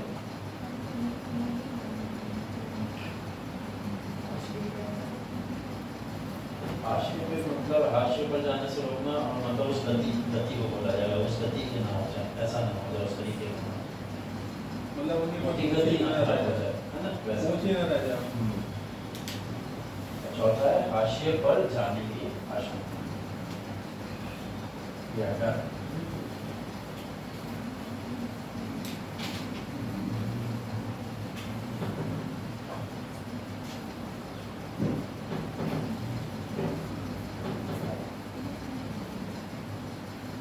बस ये 4 पॉइंट लिखना, अंदर के कोई पॉइंट लिखने की जरूरत नहीं है, बस ये 4 पॉइंट से समझ आ जाएगा आपको कि हाँ क्या क्या चीजें थी जिसकी वजह से मुस्लिम लीग का फॉर्मेशन हुआ, ठीक है। तो मुस्लिम लीग का फॉर्मेशन हुआ, मुस्लिम लीग के फॉर्मेशन के बाद जैसा हमने बात की आपसे कि 30 से 47 तक का जो दौर है वो दौर काफी ज्यादा हिंसक तौर पर मुस्लिम लीग कार्य करती है, और वो हिंसक जो रवैया मुस्लिम लीग अपनाती है उसका सबसे बड़ा कारण यही था कि भारत के अंदर जो भी आंदोलन उस समय में चल रहे थे, उन आंदोलनों से एक बात बार बार डिमांड उठती थी कि भारत को डेमोक्रेसी या लोकतंत्र का अधिकार दिया जाए, और जब लोकतंत्र भारत को मिलेगा तो लोकतंत्र के अंदर ये भी पता थी सबको बात कि प्रधानमंत्री का एक पद होगा, राष्ट्रपति का एक पद होगा, या ऐसे तमाम पदों के ऊपर कुछ भारतीय नेता बैठेंगे, लेकिन उन भारतीय नेताओं के जो पद होंगे उन पदों के ऊपर बैठने वाले कांग्रेस के ही नेता होंगे, हो सकता है मुस्लिम लीग का कोई नेता उसके अंदर ना हो। तो ये एक डर था मुस्लिम लीग के नेताओं को, जिसको लेकर उन्होंने 1930 के बाद में अपनी बगावत करना शुरू कर दी, है ना। और 30 से लेकर 47 आते आते जो समय आया उस समय तक इन्होंने भारत को इस कंडीशन पे ला दिया था कि भारत के जितने पॉपुलर लीडर्स थे उन्होंने इसी बात को बोला कि जब कोई आपकी बॉडी में जख्म हो जाए और वो नासूर बन जाए तो क्या करो, उसको काट के फेंक दो। एक ऑप्शन वही है हमारे पास में, तो अब हमारे पास यही एक ऑप्शन था कि इसको काट के अलग ही फेंक दिया जाए, तो भी पाकिस्तान का एक टुकड़ा अलग बांट दिया, ठीक है, क्योंकि उस समय कोई ऑप्शन नहीं था। और ये जिम्मेदार कहीं ना कहीं इसके पीछे मोहम्मद अली जिन्ना से भी ज्यादा माना जाता है लियाकत अली खान को, है ना। तो जब बात आएगी कि भारत का बंटवारा या पार्टीशन ऑफ इंडिया, उसके बारे में जब हम लोग चर्चा करते होंगे तब इन सारे मुद्दों को पढ़ेंगे, इन सारी चीजों की बात करेंगे, है ना। तो अभी फिलहाल मुस्लिम लीग का एक ग्रुप आपको समझ आ गया कि मुस्लिम लीग की फॉर्मेशन भारत के अंदर अब आने वाले समय में एक नया सांप्रदायिक एंगल देगी और एक नए रूप से भारत की आजादी की तरफ अब भारतीय लोग चलना शुरू होंगे। क्योंकि जहां कोई आंदोलन शुरू हुआ करेगा उस आंदोलन में तुरंत कौन पहुंच जाया करेगी? मुस्लिम लीग। और मुस्लिम लीग आके क्या बोला करेगी? कांग्रेस विरोधी बात क्या करेगी, या तो फिर मुस्लिमों को वहां से बलगला के हटवा दिया करेगी। ऐसा कुछ ना कुछ करने की कोशिश करेगी। तो मुस्लिम लीग का फॉर्मेशन भारत के लिए आप कह सकते हो कि काफी ज्यादा नुकसानदायक हुआ, जिसकी वजह से भारत आज के समय में ऐसा भारत आपको दिखाई देता है, वरना पाकिस्तान भी वो शायद आज पार्ट उसका हो सकता था, है ना। तो मुस्लिम लीग भारत के अंदर एक निगेटिव कैरेक्टर के लिए जानी जाती है। फिलहाल मुस्लिम लीग के फॉर्मेशन में भारत के अंदर बहुत बड़े बड़े परिवर्तन किए। उन सबसे बड़े परिवर्तनों में से एक परिवर्तन ये है जिसको बोला जाता है पार्लियामेंटल सुधार अधिनियम। पार्लियामेंटल सुधार अधिनियम या भारतीय परिषद अधिनियम के नाम से इसको जाना जाता है, जो 1909 के अंदर पारित हुआ था, ठीक है। और ये पारित होने का कारण यही था कि 1906 में जब मुस्लिम लीग का फॉर्मेशन हुआ था तो मुस्लिम लीग लगातार एक डिमांड कर रही थी, और वो डिमांड ये थी कि भारत के अंदर मुस्लिमों को अलग से वोटिंग राइट्स दिए जाए, अलग से उनको चुनाव प्रक्रिया के लिए अलग से अधिकार दिए जाए। ये सारे के सारे डिमांड्स लगातार मुस्लिम लीग के लोग करा करते थे। इसी को लेके एक नया यहाँ पे आपको अधिनियम पारित होता हुआ दिखाई देता है जिसका नाम है मॉर्लेमेंटो रिफॉर्म्स, ठीक है। मॉर्लेमेंटो रिफॉर्म्स या भारतीय परिषद अधिनियम, इसके अंदर मिंटो को तो आप लोग जानते हैं कौन है, इस समय वाइसराय हैं, और मॉर्ले जो व्यक्ति हैं वो भारत के सचिव थे इस समय, ठीक है। तो सचिव थे, भारत के सचिव के पोस्ट पर इन दोनों ने मिलकर एक अधिनियम भारत के अंदर पारित किया। इस अधिनियम के अंदर कई सारे आपको पॉपुलर चेंजेस देखने को मिलेंगे। सिर्फ और सिर्फ मुस्लिम लीग के लिए नहीं आया था यह जो अधिनियम आया था, भारत के अंदर भी कई सारी चेंजेस के लिए इस अधिनियम को पारित किया गया था। जिन अधिनियम में पहली बार चर्चा होगी चुनावों की, पहली बार इससे पहले भारत के अंदर चुनावों की चर्चा नहीं होती थी। ये नहीं होता था कि चुन के भारत के अंदर भी कुछ लोगों को लाया जा सकता है। यहाँ पे चुनावी प्रक्रिया की पहली बार अब चर्चा होनी शुरू हुई, जो 1909 के अधिनियम के अंदर दिखाई देता है। यहाँ पे पहली बार भारत के अंदर ये चीज दिखना शुरू हुई कि अब जो चुने हुए लोग आएंगे उसमें चुनने का अधिकार मुस्लिमों को अलग से दे दिया जाएगा। मुस्लिम अपने अधिकार को अलग से ले सकते हैं और चुनने का अधिकार उनको अलग से दे दिया जाएगा। ये चीज भी पहली बार दिखाई दी। भारत के अंदर जो परिषदें हैं, चाहे वो केंद्र की परिषद हो चाहे वो राज्य की परिषद हो, उन परिषदों के अंदर भारतीय मेंबर्स को बढ़ा दिया गया। अब बोला गया कि भारतीयों की संख्या को हम बढ़ा देंगे और असीमित तौर पर बढ़ा देंगे। मतलब प्रांतों के अंदर जो भी परिषदें होती थी उसके अंदर कोई काउंटिंग नहीं होती थी, हर प्रांत में अलग अलग मेंबर्स होते थे। उन मेंबर्स को कितना भी बढ़ा दो वो भारतीयों के लिए ही बढ़ेंगे, ऐसी बात रखी गई थी। और केंद्र परिषद में भी इन संख्याओं को बढ़ा के लगभग 16 से 60 तक पहुंचा दिया था। तो ये काफी बड़े लेवल पर भारतीयों की संख्या के अंदर एक सुधार था, जो भारतीय राजनीति के अंदर धीरे धीरे कदम रखना शुरू कर देते हैं, है ना। तो इसका फॉर्मेशन हुआ यहाँ पे मॉर्लेमेंटो रिफॉर्म्स का। और मॉर्लेमेंटो रिफॉर्म्स को लाया क्यों गया? पहली चीज मैंने आपको बताई, मुस्लिम लीग का लगातार यहाँ पे डिमांड था कि भारत में एक ऐसा चेंज चाहिए हमको। और दूसरा, ये लोग क्या चाहते थे? स्वदेशी आंदोलन पे किसी भी तरीके से रोक लगाना चाहते थे, जो इस समय स्वदेशी आंदोलन चल रहा था। तो उस आंदोलन पे रोक लगाने का एक तरीका तो इन्होंने रिप्रेसिव पॉलिसी अपना ली थी। अब दूसरी तरफ अब आपको इस पूरे देश में रूल भी करना है, तो भारतीयों का थोड़ा पक्ष भी लेना पड़ेगा। पक्ष लेने के लिए, बैलेंस करने के लिए इन्होंने एक अधिनियम पारित कर दिया। और उस अधिनियम के अंदर जो विशेषताएं मैंने बताई है वो सारी विशेषताएं आप लोग नोट कर लीजिए, ठीक है। इस अधिनियम की कुछ पॉपुलर विशेषताएं हैं, जिन विशेषताओं के अंदर पहली बार चुनाव प्रणाली के सिद्धांत को भारत के अंदर मान्यता मिली थी, ठीक है। चुनाव प्रणाली के सिद्धांत को पहली बार भारत में मान्यता मिली थी, ठीक। दूसरा इसके अंदर था, इस अधिनियम के तहत प्रत्यक्ष एवं सांप्रदायिक निर्वाचन की शुरुआत हुई, ठीक। सांप्रदायिक निर्वाचन को थोड़ा समझा देता हूं यहाँ पे आपको।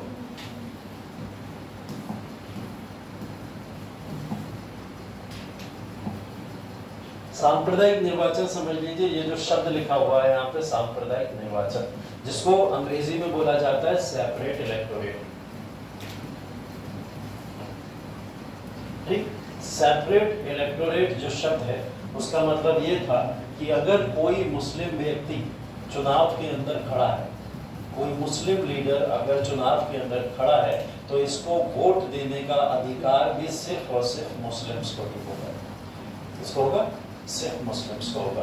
तो अगर कोई मुस्लिम पक्ष का व्यक्ति किसी चुनाव में खड़ा है तो उस पर राइट सिर्फ और सिर्फ मुस्लिम्स का है कि उसको वोट दे सकते हैं या उसका चुनाव कर सकते हैं। इसी को हम लोग क्या बोलते हैं, पृथक निर्वाचन प्रणाली बोलते हैं। मतलब अलग से मुस्लिमों को ये अधिकार दिया गया था कि मुस्लिमों को ज्यादा से ज्यादा ये केंद्रीय परिषदों में या विधान परिषदों में पहुंचाने के लिए उनके लिए ये प्रावधान किया गया था। ठीक है, अब ये जो सेपरेट इलेक्टोरेट शुरू हुआ था, सेपरेट इलेक्टोरेट जो भी शुरू हुआ था, ये सेपरेट इलेक्टोरेट की जो बात शुरू हुई थी वो सिर्फ और सिर्फ मुस्लिम्स के लिए नहीं शुरू हुई थी। कुछ और भी समुदाय इसके अंतर्गत थे जिसमें यहाँ पे सेपरेट इलेक्टोरेट उन्हें भी दिया जाता था। ठीक है, तो सेपरेट इलेक्टोरेट की बात हुई है। सेपरेट इलेक्टोरेट एक तो मुस्लिम्स को दिया जा रहा है यहाँ पे, एक पक्ष तो ये है। दूसरा, भारत के अंदर कुछ हिंदू जमींदारों को भी ये दिया गया था। ठीक है, कुछ हिंदू जमींदारों को भी ये राइट दिए गए थे। तीसरी चीज, चैम्बर ऑफ कॉमर्स कलकत्ता। ठीक है, अभी ये भी समझा देता हूं क्या है, और चैम्बर ऑफ कॉमर्स बॉम्बे। ये चार वो लोग हैं जिन लोगों को भारत के अंदर पृथक निर्वाचन दिया गया था। हम लोग एक ही चीज याद रखते हैं कि भारत में मुस्लिमों को पृथक निर्वाचन मिल गया 1909 के अंदर, लेकिन ऐसा नहीं था। भारत के अंदर इस समय 3 नहीं 4 टोटल लोगों को पृथक निर्वाचन मिला था। कितने? 4 लोगों को। पहले मुस्लिम्स थे, मुस्लिम तो समझ आ रहा है, भारत के अंदर डिवाइड एंड रूल की पॉलिसी को ये लोग अडॉप्ट कर रहे हैं, जिसके थ्रू ये मुस्लिमों को अलग से सेपरेट इलेक्टोरेट दे देते हैं। दूसरा, इन्होंने हिंदू जमींदारों को भी सेपरेट इलेक्टोरेट दिया। हिंदू जमींदारों को सेपरेट इलेक्टोरेट इसलिए दिया गया कि जमींदारी वर्ग के जो भी लोग चुन के आएंगे, उन चुने हुए लोगों का नो डाउट सारा का सारा पक्ष किसके फेवर में रहेगा? अंग्रेजों के फेवर में रहेगा। तो वो अंग्रेजों के समर्थित लोग होते थे जमींदार जो भारत में होते थे। तो इस वजह से जमींदार पक्ष के लोगों को भी इन्होंने क्या करा, सेपरेट इलेक्टोरेट के राइट्स दे दिए। Chamber of commerce Calcutta, chamber of commerce Bombay, इन दोनों को भी सेपरेट इलेक्टोरेट दिया गया था। इनको आप ऐसा समझ लीजिए, कुछ समय पहले मैंने आपको कुछ यूनियंस पढ़ाए थे, ट्रेड यूनियंस पढ़ाए थे मैंने आपको, है ना। तो ट्रेड यूनियंस की बात करी थी, हमने कहा था व्यापारी वर्गों का अब एक समूह होता था, एक संघ होता था। उन संघ को भारत के अंदर अपनी बात रखने का अधिकार होता था। जैसे all India trade union Congress पढ़ा है आप लोगों ने, पीछे पढ़ के आते हैं हम लोग। ऐसे संघ को या व्यापारी वर्गों को भारत के अंदर अलग से सेपरेट इलेक्टोरेट दे दिया गया, क्योंकि व्यापारी वर्ग के जो लोग हैं वो लोग भारत के अंदर जब संसद के अंदर आके बैठेंगे तो ब्रिटिश फेवर्ड व्यापारी वर्ग हमें देखने को मिलेगा। तो इस वजह से इन्होंने ऐसे ही लोगों को सेपरेट इलेक्टोरेट दिया, मुस्लिम्स के अलावा जो लोग ब्रिटिश समर्थित लोग हुआ करते थे। ठीक है, तो ये सेपरेट इलेक्टोरेट का नो डाउट कौन विरोध करेगा? कांग्रेस विरोध करेगी, और कांग्रेस ने इसका खुल के विरोध किया था। कांग्रेस कभी भी नहीं चाहती थी कि सेपरेट इलेक्टोरेट किसी भी कम्युनिटी को दिया जाए, क्योंकि पृथक निर्वाचन से क्या होगा, भारत के अंदर विभाजनकारी नीतियों का और ज्यादा जो होगा बढ़ोतरी देखने को मिलेगी उसके अंदर, और ये हुआ भी। इसी के बाद से हिंदू मुस्लिम समुदाय जो थे उनके अंदर एक बहुत बड़ा गैप क्रिएट होता चला गया। आगे चल के महात्मा गांधी, जवाहरलाल नेहरू, सुभाष चंद्र बोस जैसे लोगों ने भी इस बात को बोला कि भारत के अंदर सांप्रदायिकता की अगर किसी ने नींव रखी तो सांप्रदायिकता की नींव रखने वाला एक एक्ट है, वो है 1909 का भारतीय परिषद अधिनियम। ठीक है, ये सारे स्टेटमेंट्स आपको बाद में याद आएंगे, और बाद में कभी आंसर में याद है तो लिखना जरूर इस बात को। तीसरा देखिए, कार्यकारी परिषद है इस समय गवर्नर जनरल की, उसके अंदर पहली बार भारतीयों को प्रतिनिधित्व मिला। अभी तक गवर्नर जनरल की काउंसिल में कोई भारतीय नहीं बैठता था, है ना। मतलब गवर्नर जनरल की काउंसिल होती कितनी थी? 4 मेंबर्स की होती थी काउंसिल। उन 4 मेंबर्स में 5 में लॉ मेंबर्स ऐड किया गया था। कौन? मैकाले को उस समय ऐड किया गया था, याद होगा आप लोग को, है ना।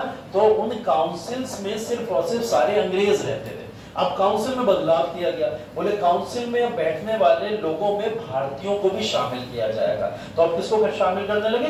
भारतीयों को भी शामिल करने लगे। तो इसके अंदर एक बड़ा बदलाव ये देखने को मिला।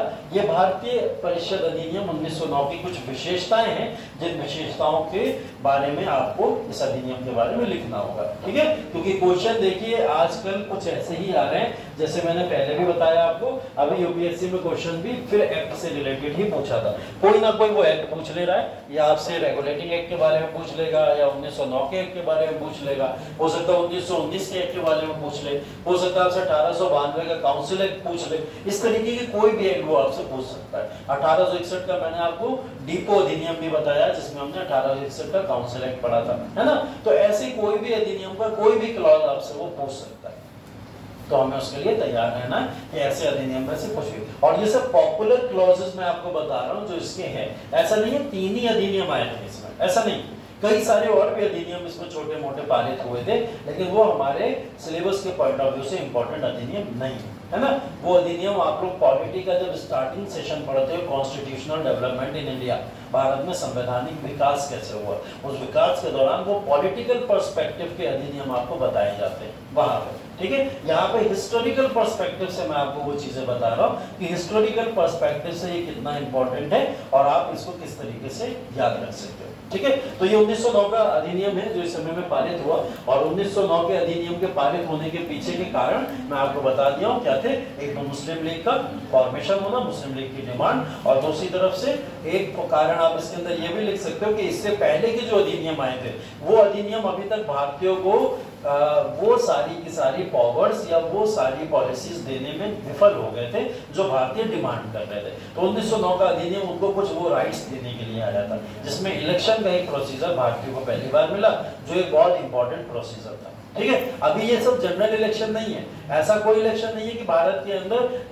आम चुनाव होने लगे, ऐसा नहीं। ये चुनाव सिर्फ और सिर्फ कौन से होते थे कि संसद या दलों के अंदर या परिषदों के अंदर कोई व्यक्ति बैठा हुआ है, उसका चुनाव करने के लिए इन चुनावों को आगे लाया गया था, ठीक है। आम चुनाव नहीं है, इस डिफरेंस को याद रखिएगा। हाँ, एक चीज ध्यान रखिएगा, ये संख्या भी लिख लीजिएगा जो अभी परिषदों के अंदर ये आपने मेंशन किया, इसमें केंद्रीय परिषद की जो संख्या थी वो 16 से बढ़ाकर कितनी कर दी गई थी, 60 कर दी गई थी। प्रांतों में इस संख्या से कोई लेना देना नहीं था, संख्या को कितना भी बढ़ाया जा सकता था गवर्नर जनरल के द्वारा, ठीक है। 16 से इसको 60 कर दिया गया था, ठीक।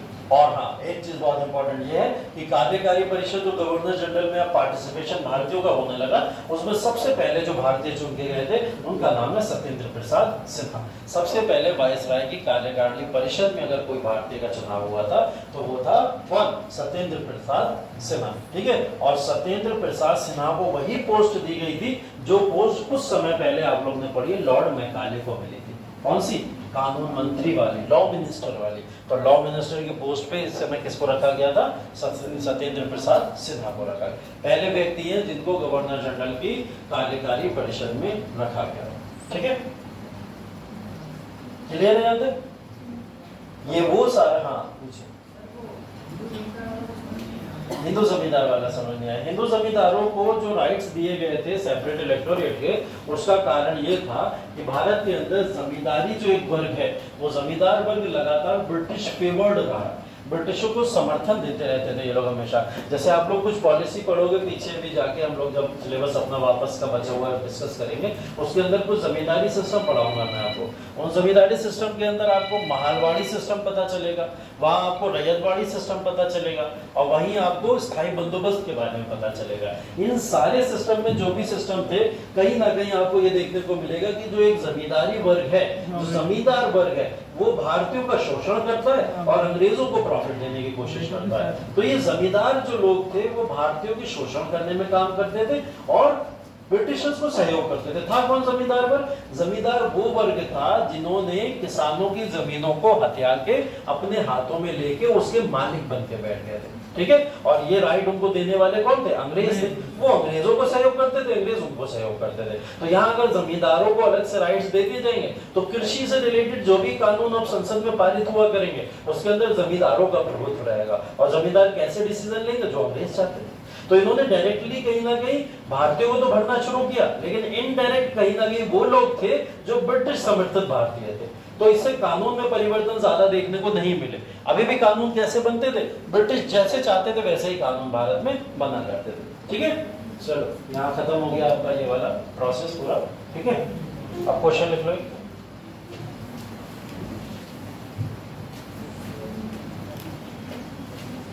1905 से लेकर 9 तक का जो प्रोसेस है लिखना मत, सुन लो भाई। 1905 से लेके 9 तक का जो प्रोसेस है, मतलब आपका जो उग्रवादी दल का प्रोसेस है वो यहाँ पे समाप्त हो गया है। ठीक है, उदारवादी दल आप लोगों ने पढ़ लिया और अब उग्रवादी दल का पढ़ लिया। मैंने आपको उदारवादी से रिलेटेड क्वेश्चन दिया था।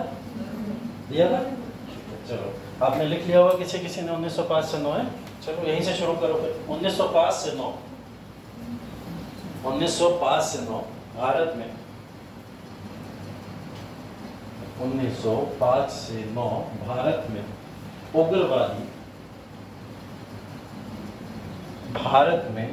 उग्रवादी परिवर्तन का दौर रहा। भारत में उग्रवादी परिवर्तन का दौर रहा।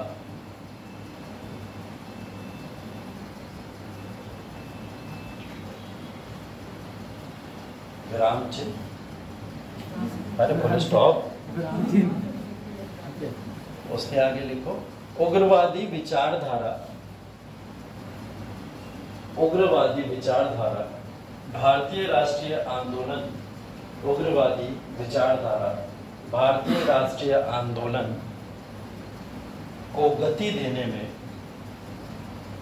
भारतीय राष्ट्रीय आंदोलन को गति देने में जिम्मेदार मानी जाती है, जिम्मेदार मानी जाती है।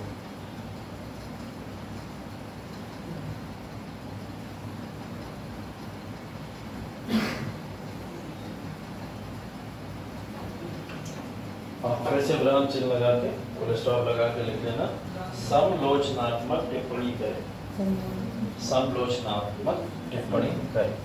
ठीक है, समालोचनात्मक टिप्पणी करें। समालोचनात्मक टिप्पणी का मतलब अब आपको तारीफें भी करनी है और थोड़ी बुराइयां भी करनी है। बुराइयों का मतलब ये नहीं है कि आप क्रिटिसिज्म में ऐसा चले जाओ कि लाल बाल पाल को आप उखाड़ के फेंक दो कि राष्ट्रवादी आंदोलनों में इनका कोई रोल ही नहीं है, बेकार नेता थे, ऐसे थे वैसे, ये सब नहीं करना है। क्रिटिसिज्म का मतलब उसमें भी एक मर्यादा होती है, उसको भी मर्यादा को ध्यान में रखना होता है, उस मर्यादा में रहते हुए क्रिटिसिज्म करना है ना। मतलब वो विचारधारा, हिंसात्मक विचारधारा का आप एक विरोध कर सकते हो कि वहाँ हिंसात्मक विचारधाराओं को लिया गया। आप इस बात को भी लिख सकते हो कि जिस तरीके से मुजफ्फरपुर बॉम्ब कॉन्स्पिरेसी हुआ था उसमें बाल गंगाधर तिलक का समर्थन, वो भी एक हिंसात्मक समर्थन दिखाई देता है इसके थ्रू। ऐसे बहुत सारे क्रिटिसिज्म आपको 3-4 इसके बारे में लिखना है। 5 से लेकर 9 तक की पूरी विचारधारा आप लोग समझ चुके हो और इस समय में आंदोलन किस तरीके के चले वो भी समझ चुके हो। उसके आधार पे आप इस आंसर को अब लिख सकते हो। ठीक है, इसके बाद में जैसे ही ये फेज खत्म होता है, भारत के अंदर एक नए फेज का उदय होता है। ठीक है, जिसको हम लोग बोलते हैं गांधी युग। ठीक है, जिसको हम लोग बोलते हैं गांधी युग। एक नहीं दो पूछो किस पर पूछना। संप्रदाय का बात तो गैबिन लॉ को दिया गया। हाँ, किस केस पे दिया गया, क्या वजह है? देखो उसके अंदर अभी आप जो हो आगे चले गए, लेकिन फिर भी मैं आपको संतुष्ट करूंगा, डोंट वरी, बता दूंगा मैं आपको। 1932 की बात कर रहे हैं, 1932 के अंदर जब सांप्रदायिक पंचांग आया था। ठीक है, उसके अंदर सांप्रदायिक पंचांग के अंदर एक बात बोली गई थी कि दलितों को अलग से राइट्स दे दिए जाएंगे। मतलब जैसा अभी मुस्लिमों को दिया गया, अधिकार दिया गया कि आपको वोटिंग के अलग से अधिकार है, ऐसा आगे चल के दलितों को भी अलग से अधिकार देने की बात की गई। अब इससे क्या हुआ, भारत के अंदर एक हिंदू समुदाय के अंदर ही 2 फाड़ कर दिए गए। मतलब हिंदू समुदाय तो अभी तक एक था, यूनाइटेड था, उस समुदाय के अंदर भी क्या करा गया, डिवीजन क्रिएट करने की कोशिश की गई और इस डिवीजन को वर्ड दिया गया सांप्रदायिकता फैलाने के लिए, इस वर्ड को किया गया। क्योंकि क्या होगा, एक ही समुदाय के अंदर 2 वर्गों का जब विभाजन होगा और वो विभाजन की नीतियां क्या बताई गई थी, कारण क्या बताए गए थे, वही इस वर्ड को देने के लिए जिम्मेदार थे। उसके अंदर बताया गया था कि भारत के अंदर जो दलित समुदाय है वो समुदाय हिंदू वर्ग से अलग है। वो अलग इसलिए क्योंकि दलितों को सम्मान की नियत से नहीं देखा जाता है हिंदू समुदाय के अंदर, चौथे वर्ग के अंदर उन्हें डाला जाता है, उन्हें सेवक के तौर पर देखा जाता है। तो इनको ये अधिकार मिलने चाहिए जो दलितों के साथ में जितने भी टॉर्चर्स हुए पास्ट में, वो सारे के सारे टॉर्चर्स से बाहर निकलने के लिए इनको भारत में कुछ अब राइट्स अधिकार दिए जाने चाहिए, जो क्या होंगे, चुनाव प्रक्रिया में इनके लिए जो होंगे सपोर्ट दे सकते हैं। जैसे अब दलित अपने लीडर्स को चुनेंगे और जब दलित अपना लीडर चुनेगा तो दलित लीडर चुनने के बाद में संसद के अंदर अगर कोई दलित बैठा हुआ है तो वो अब चुनावी प्रक्रिया जो होगी, भारत में जो भी कानून बनेंगे उसके अंदर दलितों की बात को आगे रख सकता है, दलितों की बातों को बार बार आगे रखा। लेकिन गांधी जी ने बोला कि ये भारत के अंदर उनके राइट्स की बात नहीं हो रही है, ये जैसे ही आपने इनको विभाजित किया, जैसे हिंदू मुस्लिम में क्या हुआ, एक विभाजन हो गया, वो एकता वापस नहीं आ पाई, वैसे ही एक विभाजन यहाँ पे भी है। अब ये विभाजन क्या करेगा, भारत में हिंदू पक्ष के दो बंटवारे करके उन दोनों के बीच में क्या करेगा, एक कम्युनल एंगल पैदा कर देगा। मतलब अब दलित लोग भारत के सवर्ण वर्ग से नफरत करने लगेंगे। और क्यों नफरत करने लगेंगे, इसलिए करने लगेंगे, उनको अब ये फील होना शुरू हो जाएगा कि हाँ, मतलब अगर कानून बना है इसका मतलब यही है कि भारत के सवर्ण वर्ग के सारे लोग दलितों के साथ में गलत करते हैं, तो इसी वजह से तो कानून बना। उनके मन में ये बात बैठेगी कि नहीं बैठेगी, तो ये बात उनके अंदर बैठ जाएगी, जो क्या करेगी, अब सांप्रदायिकता को बढ़ावा देगी। अब दलितों को जो शायद कभी राइट्स नहीं मिले थे वो अधिकार मिलना शुरू हो जाएंगे, उसका दलित लोग फायदा उठा के हो सकता है सवर्ण वर्गों पर अत्याचार करना शुरू कर दें, ऐसा भी कुछ हो सकता है, ये भी दिमाग में बात आ सकती है। तो ये सब क्या कर रहा था, सांप्रदायिकता को बढ़ावा देने के तत्वों में शामिल होता है, इस वजह से सांप्रदायिकता को बढ़ावा दिया गया। ठीक है, यहाँ तक। और कुछ आगे करेंगे, इसकी बात और डिटेल में करेंगे, तब आपको समझाएंगे। ठीक है, देखिए इसके बाद में हम लोग गांधी युग की बात करते हैं। 1909 तक की सारी घटनाएं मैंने आपको बता दी। 9 के बाद में 1910 शुरू हो जाता है, और 10 में यहाँ पे जो अगले वाइसराय आते हैं, वो वाइसराय का नाम है लॉर्ड हार्डिंग। ठीक है, लॉर्ड हार्डिंग ये वही व्यक्ति हैं जिनके ऊपर बॉम्ब कॉन्स्पिरेसी या बॉम्ब मारने की प्रयास किया गया था। ठीक है, तो इनके बारे में बात करेंगे थोड़ी सी। 1910 से लेकर 16 का समय है, और 10 से लेकर 16 के समय काल में कई सारे परिवर्तन इस समय भारत में हुए। इन परिवर्तन में एक सबसे जो विशाल परिवर्तन, बड़ा परिवर्तन है, वो गांधी जी का भारत में आना है। ठीक है, तो इसी समय में हम लोग गांधी का उदय और गांधी युग की बात करना शुरू कर देते हैं। ठीक, अब देखिए इसको जो शुरुआत करेंगे हम लोग बंगाल के विभाजन से बात कर लेते हैं। पहले बंगाल का विभाजन इस समय रद्द कर दिया गया, 1911 के अंदर रद्द कर दिया गया। और मैंने आपको कल एक चीज बताई थी, बंगाल के विभाजन को रद्द करने का मतलब क्या था, वो रद्द करना नहीं था एक्चुअल में, वो विभाजन तो जो इस तरीके से विभाजन हुआ था, इसको क्या करा गया था, इस तरीके से विभाजन कर दिया। ठीक है, तो वो विभाजन का रूप सिर्फ और सिर्फ बदला था, बाकी विभाजन तो अभी भी था। अब इन्होंने क्या करा, अब इन्होंने भाषाई आधार पर विभाजन को कंटिन्यू रखा, लेकिन लोगों से बोला कि हमने तो आपको विभाजन से मुक्त कर दिया, अब बंगाल विभाजित नहीं है। लेकिन एक्चुअल में ये वही समय है जिस समय में बंगाल जो था, ये जो बंगाल है, इस बंगाल से उड़ीसा को और बिहार को एकदम सेपरेट कर दिया गया। उड़ीसा बिहार अब जो है बंगाल का पार्ट नहीं थे। ठीक है, वरना पहले तो हम देखते हैं उसके पार्ट ही हुआ करते थे। असम अब इसका पार्ट नहीं रह गया था, असम भी एक अलग पार्ट बन गया था, असम भी इसका पार्ट अब नहीं बचा था। तो ये तो भाई अघोषित विभाजन है ना, अगर इसको देखा जाए। लेकिन फिर भी इन्होंने आगे इस बात को इतना ग्लोरीफाई किया कि हम देखो भारत के अंदर बंगाल का विभाजन रद्द कर रहे थे। और वो इतना ग्लोरीफाई क्यों हो पाया, क्योंकि भारत के अंदर इस समय में हुआ था दिल्ली दरबार। क्या हुआ था, दिल्ली दरबार। अब वो वाली कॉपी आपके काम आएगी जो मैंने आपको बताया था, ऐसे करके मार्जिन कर लिया करो दोनों तरफ। ठीक है, मार्जिन में जो साइड से लिखना होता है वो चीज अब यहाँ पे काम आएगी। भारत के अंदर टोटल मिला के 3 दिल्ली दरबार हुए। कितने, 3 दिल्ली दरबार भारत के अंदर हुए। उन 3 दिल्ली दरबारों में से ये वाला जो दिल्ली दरबार है, ये तीसरा दिल्ली दरबार है। कौन सा है, 3rd दिल्ली दरबार है। तो फिर पहला दूसरा कौन सा है, पहले दिल्ली दरबार की बात करें तो ये पहला दिल्ली दरबार हो रहा है 1877 में, जब यहाँ पे क्वीन विक्टोरिया को महारानी घोषित किया गया। ठीक है, पहला दिल्ली दरबार कब हुआ है, 1877 में, जब क्वीन विक्टोरिया को भारत की महारानी घोषित किया गया। हालांकि ये भारत की महारानी थी, क्राउन के हाथों में ये रूल पहले से ही था। कब आ गया था ये क्राउन के हाथों में रूल, 1857 के बाद से तो आ ही गया था ना। लेकिन उसके बाद में भी 20 साल बाद घोषित किया गया भारत में एक बड़ा सा दरबार लगा के कि देखो आज से आपकी महारानी घोषित तौर पर कौन है, क्वीन विक्टोरिया है। और इसके लिए बहुत बड़ा दरबार सजाया गया। दरबार में लाखों करोड़ों का खर्चा उस समय हो जाता था, लेकिन खुद क्वीन विक्टोरिया चल के इस दरबार में पार्टिसिपेशन लेने नहीं आई थी। इनको सिर्फ घोषणा करने के लिए यहाँ पे दरबार को दिया गया था। वहां का वायसराय कैनिंग आया, और कैनिंग आके क्या करता है, बोलता है कि यहाँ 57 में भाई हमने किसको बना दिया महारानी, वो क्वीन विक्टोरिया को बना दिया। 77 के अंदर क्या हुआ, 77 के अंदर फिर वहां पे कौन है वायसराय, 77 में कौन है, लॉर्ड लिटन। लिटन क्या करता है, लिटन यहाँ पे घोषणा करता है कि हम भारत के अंदर एक दिल्ली दरबार करेंगे, और उस दिल्ली दरबार में यहाँ पे क्वीन विक्टोरिया को भारत की महारानी घोषित किया जाता है। सिर्फ इस घोषणा के लिए लाखों रुपए का बजट बर्बाद कर दिया गया था। और इस समय भारत के अंदर अकाल चल रहा था। अगर उस पैसे को अकाल में लगाया जाता तो शायद भारतीयों की मदद हो जाती। तो इनकी यही नीतियां जिसकी वजह से भारतीय इनसे नफरत करते थे। ये पहला दिल्ली दरबार है। दूसरा दिल्ली दरबार हुआ 1903। ठीक है। सेकंड दिल्ली दरबार हुआ 1903 में, जिस समय में किंग एडवर्ड 7th को भारत का महाराजा घोषित किया गया था। ठीक है, किंग एडवर्ड 7th को भारत का महाराजा और एलेक्जेंड्रा को भारत की महारानी घोषित किया गया था। ये किंग एडवर्ड 7th और इनकी जो पत्नी है वो एलेक्जेंड्रा उनका नाम है। तो किंग एडवर्ड 7th को भारत का महाराज और एलेक्जेंड्रा को भारत की महारानी घोषित किया गया।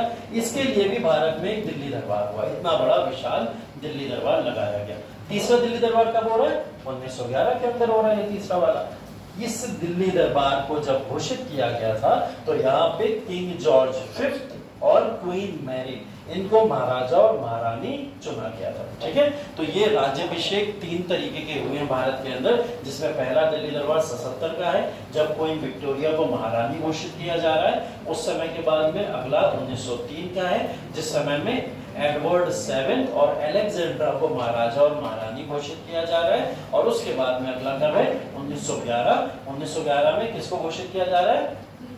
किंग जॉर्ज 5th को और साथ में क्वीन मैरी को, इनको महाराजा और महारानी घोषित किया जा रहा है। अब इन दोनों से ये वाला थोड़ा सा अलग है 1911 वाला। वो इसलिए अलग है क्योंकि इस वाले दिल्ली दरबार में खुद महाराजा और महारानी चल के भारत आए थे। ठीक है, खुद महाराजा और महारानी चल के भारत आए थे और ऐसा पहली बार हुआ था भारत के इतिहास के अंदर कि वहां से इंग्लैंड से चल के वहां के महाराजा महारानी दिल्ली दरबार में पार्टिसिपेशन लेने के लिए आए थे। अब उसके पीछे कारण क्या था? खुद चल के क्यों आ गए? विवाद ज्यादा बढ़ गए थे। कौन सा विवाद? बंगाल के विभाजन का विवाद इतना बढ़ गया था कि उसने इंटरनेशनल कहीं ना कहीं ध्यान अपनी तरफ खींचना शुरू कर दिया था। अंतरराष्ट्रीय ध्यान जब गया तो महाराजा और महारानी को यह बात लगी कि भारत के अंदर जाके स्थिति को संभालना जरूरी है और अगर अभी नहीं संभाला जाएगा तो ये भारत के विरोध में स्थिति कहीं ना कहीं दिखाई देगी। तो ये स्थिति को यहाँ पे जब संभालने के लिए इनको बुलाया गया तो ये लोग आए और इन्होंने आते ही सबसे पहले क्या करा? देखो, बंगाल का विभाजन रद्द किया और बोले बंगाल का विभाजन आज से रद्द होता है, बंगाल अब आपका सेपरेट नेशन नहीं रहेगा। बंगाल के विभाजन के रद्द करने के बाद में दूसरा काम क्या करा? बोले सारे के सारे आंदोलन कहाँ से चल रहे हैं? सब बंगाल से चल रहे हैं, सब बंगाल से चलते हैं। तो क्या करो? बंगाल को राजधानी खत्म कर दो। अगली राजधानी क्या बना दी गई? दिल्ली। यही 1911 में राजधानी का भी परिवर्तन हो गया। अब राजधानी को चेंज करके कहाँ पहुंचा दिया गया? दिल्ली राजधानी बना दी गई। तो इनका अगला कार्य बंगाल के विभाजन को रद्द करना और राजधानी का स्थानांतरण या ट्रांसफर था। जब दिल्ली राजधानी बना दी गई, कलकत्ता से ट्रांसफर कर। ठीक है, तो ये चीजें यहाँ पे मेंशन कर लीजिए। इसके बाद में अगला पॉइंट आता है मदन मोहन मालवीय से रिलेटेड। ठीक है, मदन मोहन मालवीय से रिलेटेड अगला पॉइंट। ठीक, ये सब नोट कर लिया। लॉर्ड हार्डिंग के समय में दिल्ली का राजधानी ट्रांसफर होना और बंगाल का विभाजन रद्द होना, या फिर लॉर्ड हार्डिंग के समय में गांधी जी का भारत के अंदर आना। ठीक है, और दिल्ली दरबार भी इसके अंदर नोट कर लीजिएगा ध्यान से। ठीक, अब देखिए यहाँ पे मदन मोहन मालवीय ने हिंदू महासभा की स्थापना कर दी 1915 के अंदर। ठीक, 1915 में हिंदू महासभा की स्थापना क्यों की गई? क्योंकि इससे पहले भारत के अंदर मुस्लिम लीग की स्थापना हुई थी। जिस तरीके से भारत में मुस्लिम लीग की स्थापना हुई, उसी समय में भारत के अंदर एक समुदाय ऐसा था जिसने बोला जब मुस्लिम्स के राइट्स के लिए एक अलग से ऑर्गेनाइजेशन है तो हिंदू के राइट्स के लिए भी एक अलग से ऑर्गेनाइजेशन होना चाहिए, है ना। तो उन्होंने अपना एक ऑर्गेनाइजेशन नया बना लिया, हिंदू महासभा। तो मदन मोहन मालवीय इसके अध्यक्ष थे। आगे चल के वी.डी. सावरकर रिलेटिव भी नाम इसके अंदर आपको दिखेंगे जो इसके सदस्य के तौर पर या अध्यक्ष के तौर पर कार्य करते हैं। तो हिंदू महासभा का भी रोल है यहाँ पे, जो लॉर्ड हार्डिंग के समय में यहाँ पे जिसकी स्थापना हुई। ठीक है, महात्मा गांधी इसके बाद में अराइवल 9 जनवरी 1915। ठीक है, 9 जनवरी 1915। 9 जनवरी को भारतीय सरकार आज के समय में कौन से डे के तौर पर सेलिब्रेट करती है? भारतीय प्रवासी दिवस के तौर पर इसको सेलिब्रेट किया जाता है। आज के समय में भारतीय प्रवासी दिवस के तौर पर इसको इसलिए सेलिब्रेट किया जाता है क्योंकि भारत में गांधी जी विदेश से आए थे, है ना, और प्रवासी लोग भी कौन होते हैं? विदेशी लोग होते हैं। इस वजह से इसे प्रवासी दिवस के तौर पर आज के समय में माना जाता है। ठीक है, तो 9 जनवरी 1915 भारत के अंदर गांधी जी आए और यहीं से भारत में एक नए युग की शुरुआत हो गई, भारत में जिसको बोला जाता है गांधी का युग। ठीक है, गांधी भारत के अंदर आते ही इतने बड़े लीडर कैसे बन गए? उसके पीछे क्या कारण था?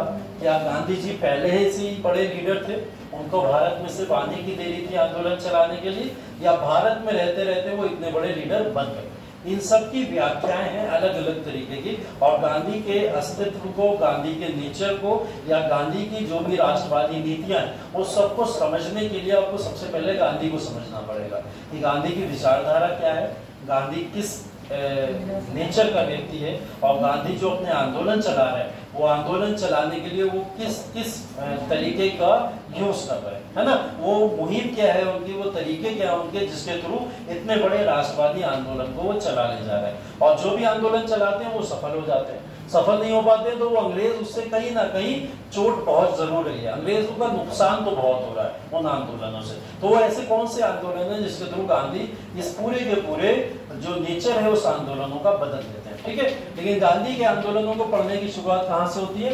1917 से होती है। कहां से होती है? 1917 से होती है। तो गांधी के आंदोलन 1917 में हम गांधी के बारे में पढ़े, उनके आंदोलनों के बारे में पढ़े। उससे पहले 1915 के बाद में भारत के अंदर एक नया चेंज आया, जो चेंज ये आया था कि हमने बताया था आपको कि 1908 से 14 तक एक व्यक्ति जेल में है और उसकी भी वापसी अब हो रही है। कौन है? बाल गंगाधर तिलक। और बाल गंगाधर इस बार जब आए और जिस राजनीति के तौर पर जो वापसी करी उन्होंने, वो एकदम अलग ही प्रारूप था। बाल गंगाधर तिलक अभी देखने में जो आपको दिखाई देते थे वो एक उग्रवादी नेता थे, है ना, मतलब हिंसा का सहारा लो, हिंसा के सहारे से आजादी मिल सकती है, और भारत के जो आजादी के लिए जितनी तेजी से कार्रवाई की जाएगी उतनी तेजी से हमें आजादी मिल सकती है। इन सब चीजों का जो नेचर था बाल गंगाधर तिलक का जेल से आते ही तुरंत बदल गया। क्या हुआ? तुरंत वो नेचर बदल गया। अब वो नेचर जैसे ही यहाँ पे बदला, उस नेचर की व्याख्या करी गई है होम रूल लीग के आंदोलन के अंदर। होम रूल लीग आंदोलन इसके बाद में चलना शुरू हो जाता है, जिस समय से भारत के अंदर बाल गंगाधर तिलक ने एक नए आंदोलन को जन्म दिया था, ठीक है। होम रूल लीग आंदोलन वो आंदोलन है जो स्वदेशी आंदोलन के बाद का दूसरा सबसे बड़ा आंदोलन कहलाता है, और सिर्फ 2 लीडर्स इस इतने बड़े आंदोलन को चला रहे हैं, जिसमें एक नाम बाल गंगाधर तिलक का है और एक नाम एनी बेसेंट का है, ठीक है।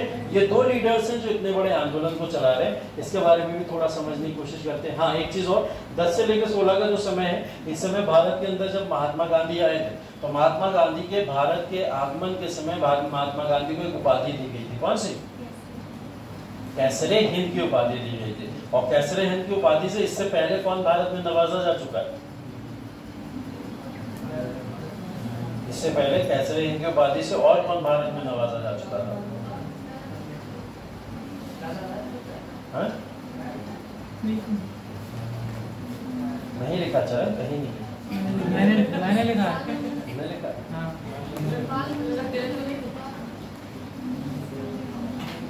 महारानी विक्टोरिया, ठीक है, महारानी विक्टोरिया को भारत के अंदर एक उपाधि मिली थी जिसको कैसरे हिंद की उपाधि के नाम से जाना जाता है। अभी मैंने जो 1877 का दिल्ली दरबार बताया, इसी दिल्ली दरबार में उनको वो उपाधि दी गई थी, कैसरे हिंद, ठीक है। ध्यान रखिएगा इस बात को। भारत में ये उपाधि सबसे पहले क्वीन विक्टोरिया को दी गई थी, कैसरे हिंद।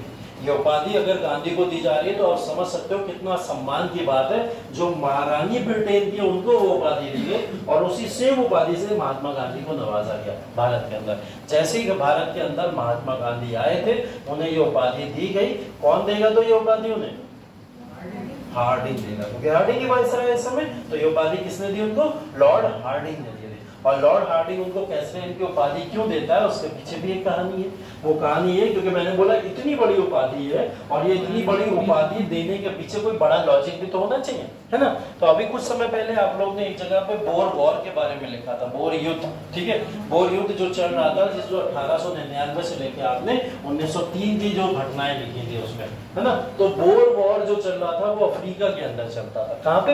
अफ्रीका के अंदर चल रहा था। एक ऐसी घटना थी जिस घटना के अंदर महात्मा गांधी ब्रिटिशर्स का सहयोग करते हैं एम्बुलेंस सर्विसेज प्रोवाइड करके, ठीक है। क्योंकि कई सारे अंग्रेज और अफ्रीकन के बीच में वो युद्ध हुआ था, और अफ्रीकन और अंग्रेज के युद्ध में बहुत सारे ब्रिटिशर्स गंभीर रूप से घायल हो गए थे, और उन घायल अवस्था में उनकी मदद करने के लिए Mahatma Gandhi ambulance services provide करते हैं। वो एम्बुलेंस सर्विसेज जब उनको दी गई, वो अंग्रेजों की सहायता के लिए जब वो भारत में लौटे, इसी वजह से उनको भारत में इस उपाधि से नवाजा गया था, इस सम्मान से नवाजा गया था कि ये भारत के कैसरे हिंद है, ठीक है। तो ये अंग्रेजों ने इसलिए उनको उपाधि दी थी। तो इस बात को ध्यान रखिएगा। आगे चल के अभी ये अपनी कैसरे हिंद की उपाधि वापस भी कर देंगे। वो भी हम लोग पढ़ेंगे कि कैसे इनकी उपाधि को ये वापस भी कर देंगे। तो अंग्रेजों ने तो इन्हें बहुत सम्मान से भारत के अंदर वेलकम किया, कैसे इनकी उपाधि दी, ठीक है। उन्हें क्या पता था यही व्यक्ति तांडव करेगा आगे चल कर, इसी की वजह से हमें देश छोड़ना पड़ जाएगा, है ना, जिसको अभी हम लोग इतनी बड़ी बड़ी उपाधियों से नवाज रहे हैं, है ना। शुरुआत में गांधी का नेचर भी ऐसा ही था कि गांधी उदारवादी दल के नेताओं की तरह ही सोच रखते थे। वो भी समझते थे कि भारत में ब्रिटिश सहयोग से भारत को विकास मिल सकता है, एक अच्छी गति मिल सकती है, और भारत जो है नए टेक्नोलॉजी को भारत में अडॉप्ट किया जा सकता है। ये वो शुरू में विचारधारा रखते थे, क्योंकि उनका मानना ये था कि कोई भी व्यक्ति बुरा नहीं होता, व्यक्ति के कर्म बुरे होते हैं। तो कर्मों को खत्म कर दिया जाए तो व्यक्ति अच्छा है ना। तो वो व्यक्तियों को बुरा नहीं, इसलिए वो अंग्रेज को बुरा मानते ही नहीं थे, वो कर्मों को बुरा मानते थे, इनके कर्म बदल देते हैं तो ये सुधर जाएंगे। तो उन्होंने क्या करा, ये अपने दिमाग में सोच लेके आए थे भारत के अंदर, और वो भी नहीं चाह रहे हैं इस समय कि भारत में ब्रिटिशर्स देश छोड़ के चले जाए, अभी नहीं चाह रहे। लेकिन आप लोग 2-4 साल बाद अभी आगे एक घटना पढ़ोगे 1919 की जलियांवाला बाग, और जलियांवाला बाग हत्याकांड ने गांधी जी की पूरी आइडियोलॉजी चेंज कर दी। और गांधी जी को अब ये बात समझ आ गई कि अंग्रेज किसी के सगे नहीं, और अंग्रेज जो भी है भारत के अंदर सिर्फ और सिर्फ भारतीयों को नुकसान पहुंचाने के लिए आए, और इस नुकसान की भरपाई भारतीय बहुत बुरी तरीके से कर रहे हैं। इसलिए अंग्रेजों से मुक्ति ही भारत का एकमात्र लक्ष्य होना चाहिए। तभी इन्होंने क्या चलाया, असहयोग आंदोलन चलाया। उसी के बाद में इनके बड़े बड़े आंदोलन देखने को मिलते हैं, जिसके थ्रू भारत आगे चल के आजादी प्राप्त कर पाता है। तो गांधी की भी आइडियोलॉजी कोई बड़ा ऐसा नहीं है कि बहुत ज्यादा शुरू से ही अंग्रेज विरोधी है ना, बाद में अंग्रेज विरोधी होना शुरू हो जाती है। उसकी भी एक सीरीज है, उसकी बात करेंगे। लेकिन इसके बाद में देख लीजिए लॉर्ड चेम्सफोर्ड, ठीक है।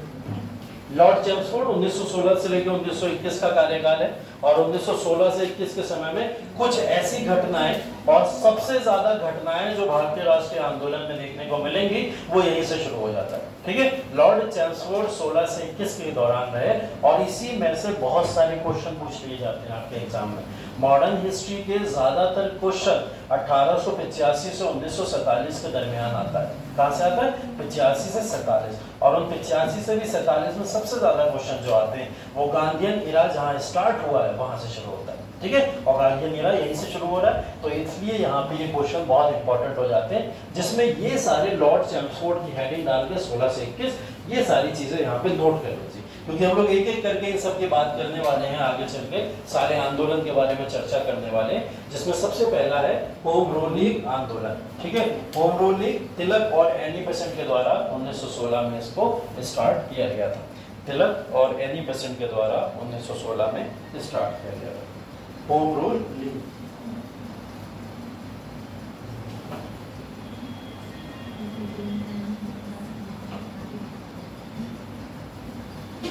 उसके बाद कांग्रेस और मुस्लिम लीग के बीच में लखनऊ समझौता होता है, ठीक है।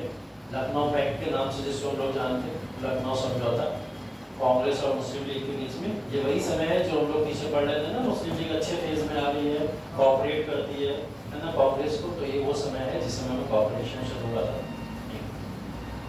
इसी के बाद में गांधी का पहला आंदोलन चंपारण सत्याग्रह 1917, चंपारण सत्याग्रह। मैं बातों बातों में गांधी बोल देता हूँ, ये आंसर में मत लिखा है ना, कहीं गांधी ही लिखा हो, है ना। ये पढ़ाते समय फिल्मों में जरूर निकल जाता है, लेकिन आंसर में अपने कभी ऐसे शब्दों को यूज मत करना। महात्मा गांधी लिख देना, गांधी जी लिख देना।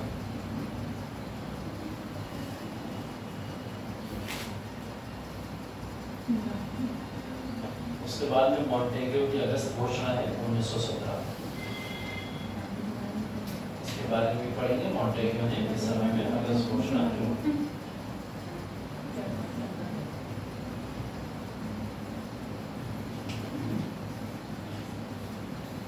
बड़ा सत्याग्रह गांधी का दूसरा आंदोलन, और तीसरा इसी समय में अहमदाबाद सत्याग्रह, ठीक है। दोनों 1918 में हुए थे, इसलिए 1918 लिखा।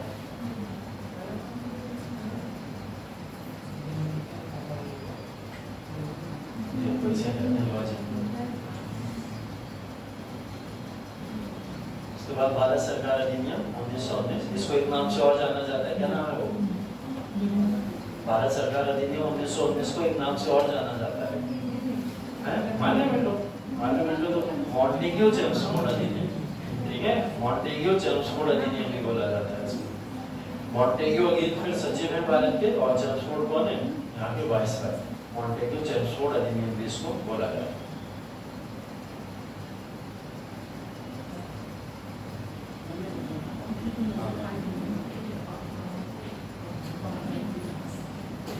मैं कहाँ होता, हम सब कहाँ होते पता नहीं। मैं तो ब्रिटेन में होता, मैं यहाँ होता ही, मैं चला जाता ब्रिटेन, वहाँ से चलाता क्रांतिकारी आंदोलन। सारे लोग तो लंदन जाके कहाँ जाते थे, सैन फ्रांसिस्को, यूएसए, इधर उधर जाते थे। मैं ब्रिटेन में चलाता आंदोलन जाके, बैरिस्टर का लॉ करता जाता, बैरिस्टर बन के आता, वहीं पकड़ लेते। चरण तो ही लगता आगे से।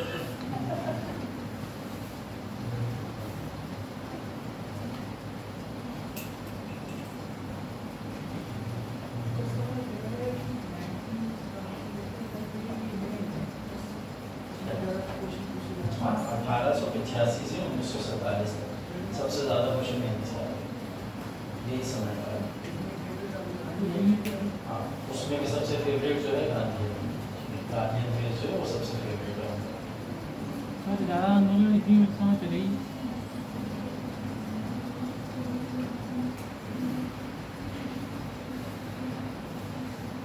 रॉलेट एक्ट के बाद में जलियांवाला बाग, जो रॉलेट एक्ट के कारण ही हुआ था, ठीक है, उसी से रिलेट करता है जलियांवाला बाग। रॉलेट एक्ट की वजह से ही जलियांवाला बाग हुआ था, ठीक है। रॉलेट एक्ट के बाद में, रॉलेट एक्ट के आगे डैश लगा के लिख लेना, रॉलेट सत्याग्रह भी लिख लेना, ठीक है, क्योंकि रॉलेट एक्ट के साथ में रॉलेट सत्याग्रह भी चला था। एक आंदोलन चला था रॉलेट एक्ट के विरोध में, जिसको रॉलेट सत्याग्रह के नाम से जाना जाता है। उसी की वजह से भारत में जलियांवाला बाग हत्याकांड देखने को मिला।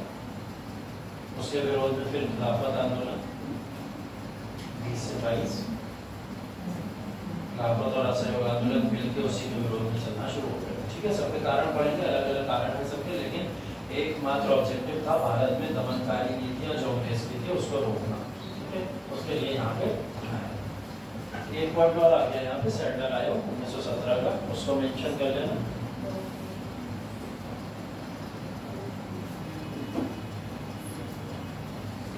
सैडलर आयोग, ठीक है।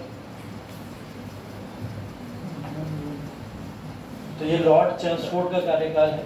इस लॉर्ड चेम्सफोर्ड के कार्यकाल के बाद में भारत के अंदर एक आंदोलन शुरू हो जाता है इन्हीं के समय काल में, जिसको होम रूल लीग आंदोलन के तौर पर जाना जाता है, ठीक है। होम रूल लीग भारत के अंदर दो बड़े नेता, जैसा मैंने बताया आपको, एनी बेसेंट और बाल गंगाधर तिलक, ठीक है।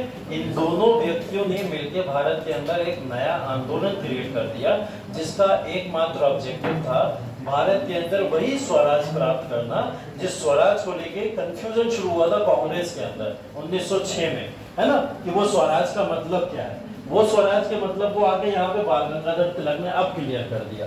उन्होंने बोला स्वराज का मतलब सेल्फ रूल है, और सेल्फ रूल को ही हम लोग होम रूल बोलते हैं, ठीक है। क्या बोलते हैं? Home rule. और होम रूल का मतलब क्या हो गया? भारतीयों के द्वारा ही शासन को चलाया जाएगा, भारतीयों के द्वारा ही सत्ता को चलाया जाएगा। तो सत्ता को चलाने के लिए यहाँ पे होम रूल लीग की स्थापना की गई थी, ठीक है।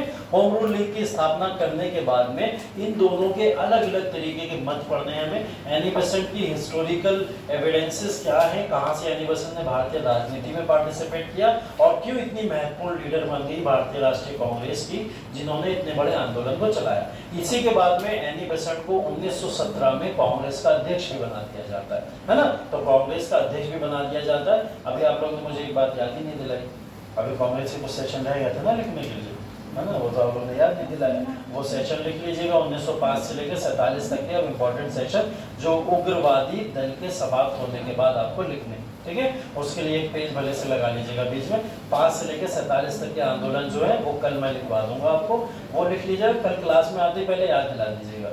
तो वो आंदोलन जितने भी हुए हैं उस समय में, ये सब बाद में पढ़ लेंगे, लेकिन 5 से 47 तक के जो भी चीजें हैं उसको पहले वहाँ खत्म कर लेंगे, ठीक है। तो ये होम रूल लीग के बारे में भी कल ही चर्चा करेंगे, ठीक है, इसके बारे में डिटेल। हाँ, फोटो कब की है? जो फोटो उड़ रहा है, ये फोटो कब की? जब ये भारत के अंदर एंट्री की थी, थियोसॉफिकल सोसाइटी में एंट्रेंस लिया था उस समय का। और ये तिलक का तब का फोटो है जिस समय में तिलक ने भारत के अंदर होम रूल लीग आंदोलन चलाया, ठीक है। वो सारे फोटोज हैं। फोटो का क्या करना है? आंसर्स लिख लिए? बस तुम लिखती हो आंसर, बाकी कोई नहीं लिख रहा है। लिख रहा है। लाओ जिसने लिखे आंसर। चेक कर दिए सर कल वाले। हैं? कल वाले। सब चेक रखे हैं। Revision sir. अच्छा हाँ, आंसर तो ले लो अपने। कौन कौन आया जिसने आंसर लिखे थे वही हाथ कर दे। सर मेरा नीचे वाला सबसे नीचे। करण तुम्हारा आंसर रह गया था कल। ये लो इसे पढ़ो, देखो क्या लिखा है इसमें। सबसे नीचे मेरा है। अस्मित त्रिपाठी, एक ही लिखे हो आज तक तुम आंसर, उसमें पढ़ लेना क्या लिखा हुआ है। लिखा है शैजल कुमारी, राजेश कुमार, राजेश कुमार, राजेश आंसर अभी कंप्लीट है, इसमें कंक्लूजन है, इसको कंक्लूजन करो। सलोनी सिंह, राजेश एक और है आंसर। अश्वनी अवस्थी, जिनको आंसर ना मिल पाया करें कृपया करके ऑफिस से ले लिया करो जाकर। राम रतन अवस्थी वाला। अवस्थी बता दे। अश्वनी अवस्थी, मिलना मुझसे भी, बताऊंगा। अच्छा लिखा है लेकिन कुछ कमी रह गई। राम रतन आप भी मिल लेना। प्रांजल,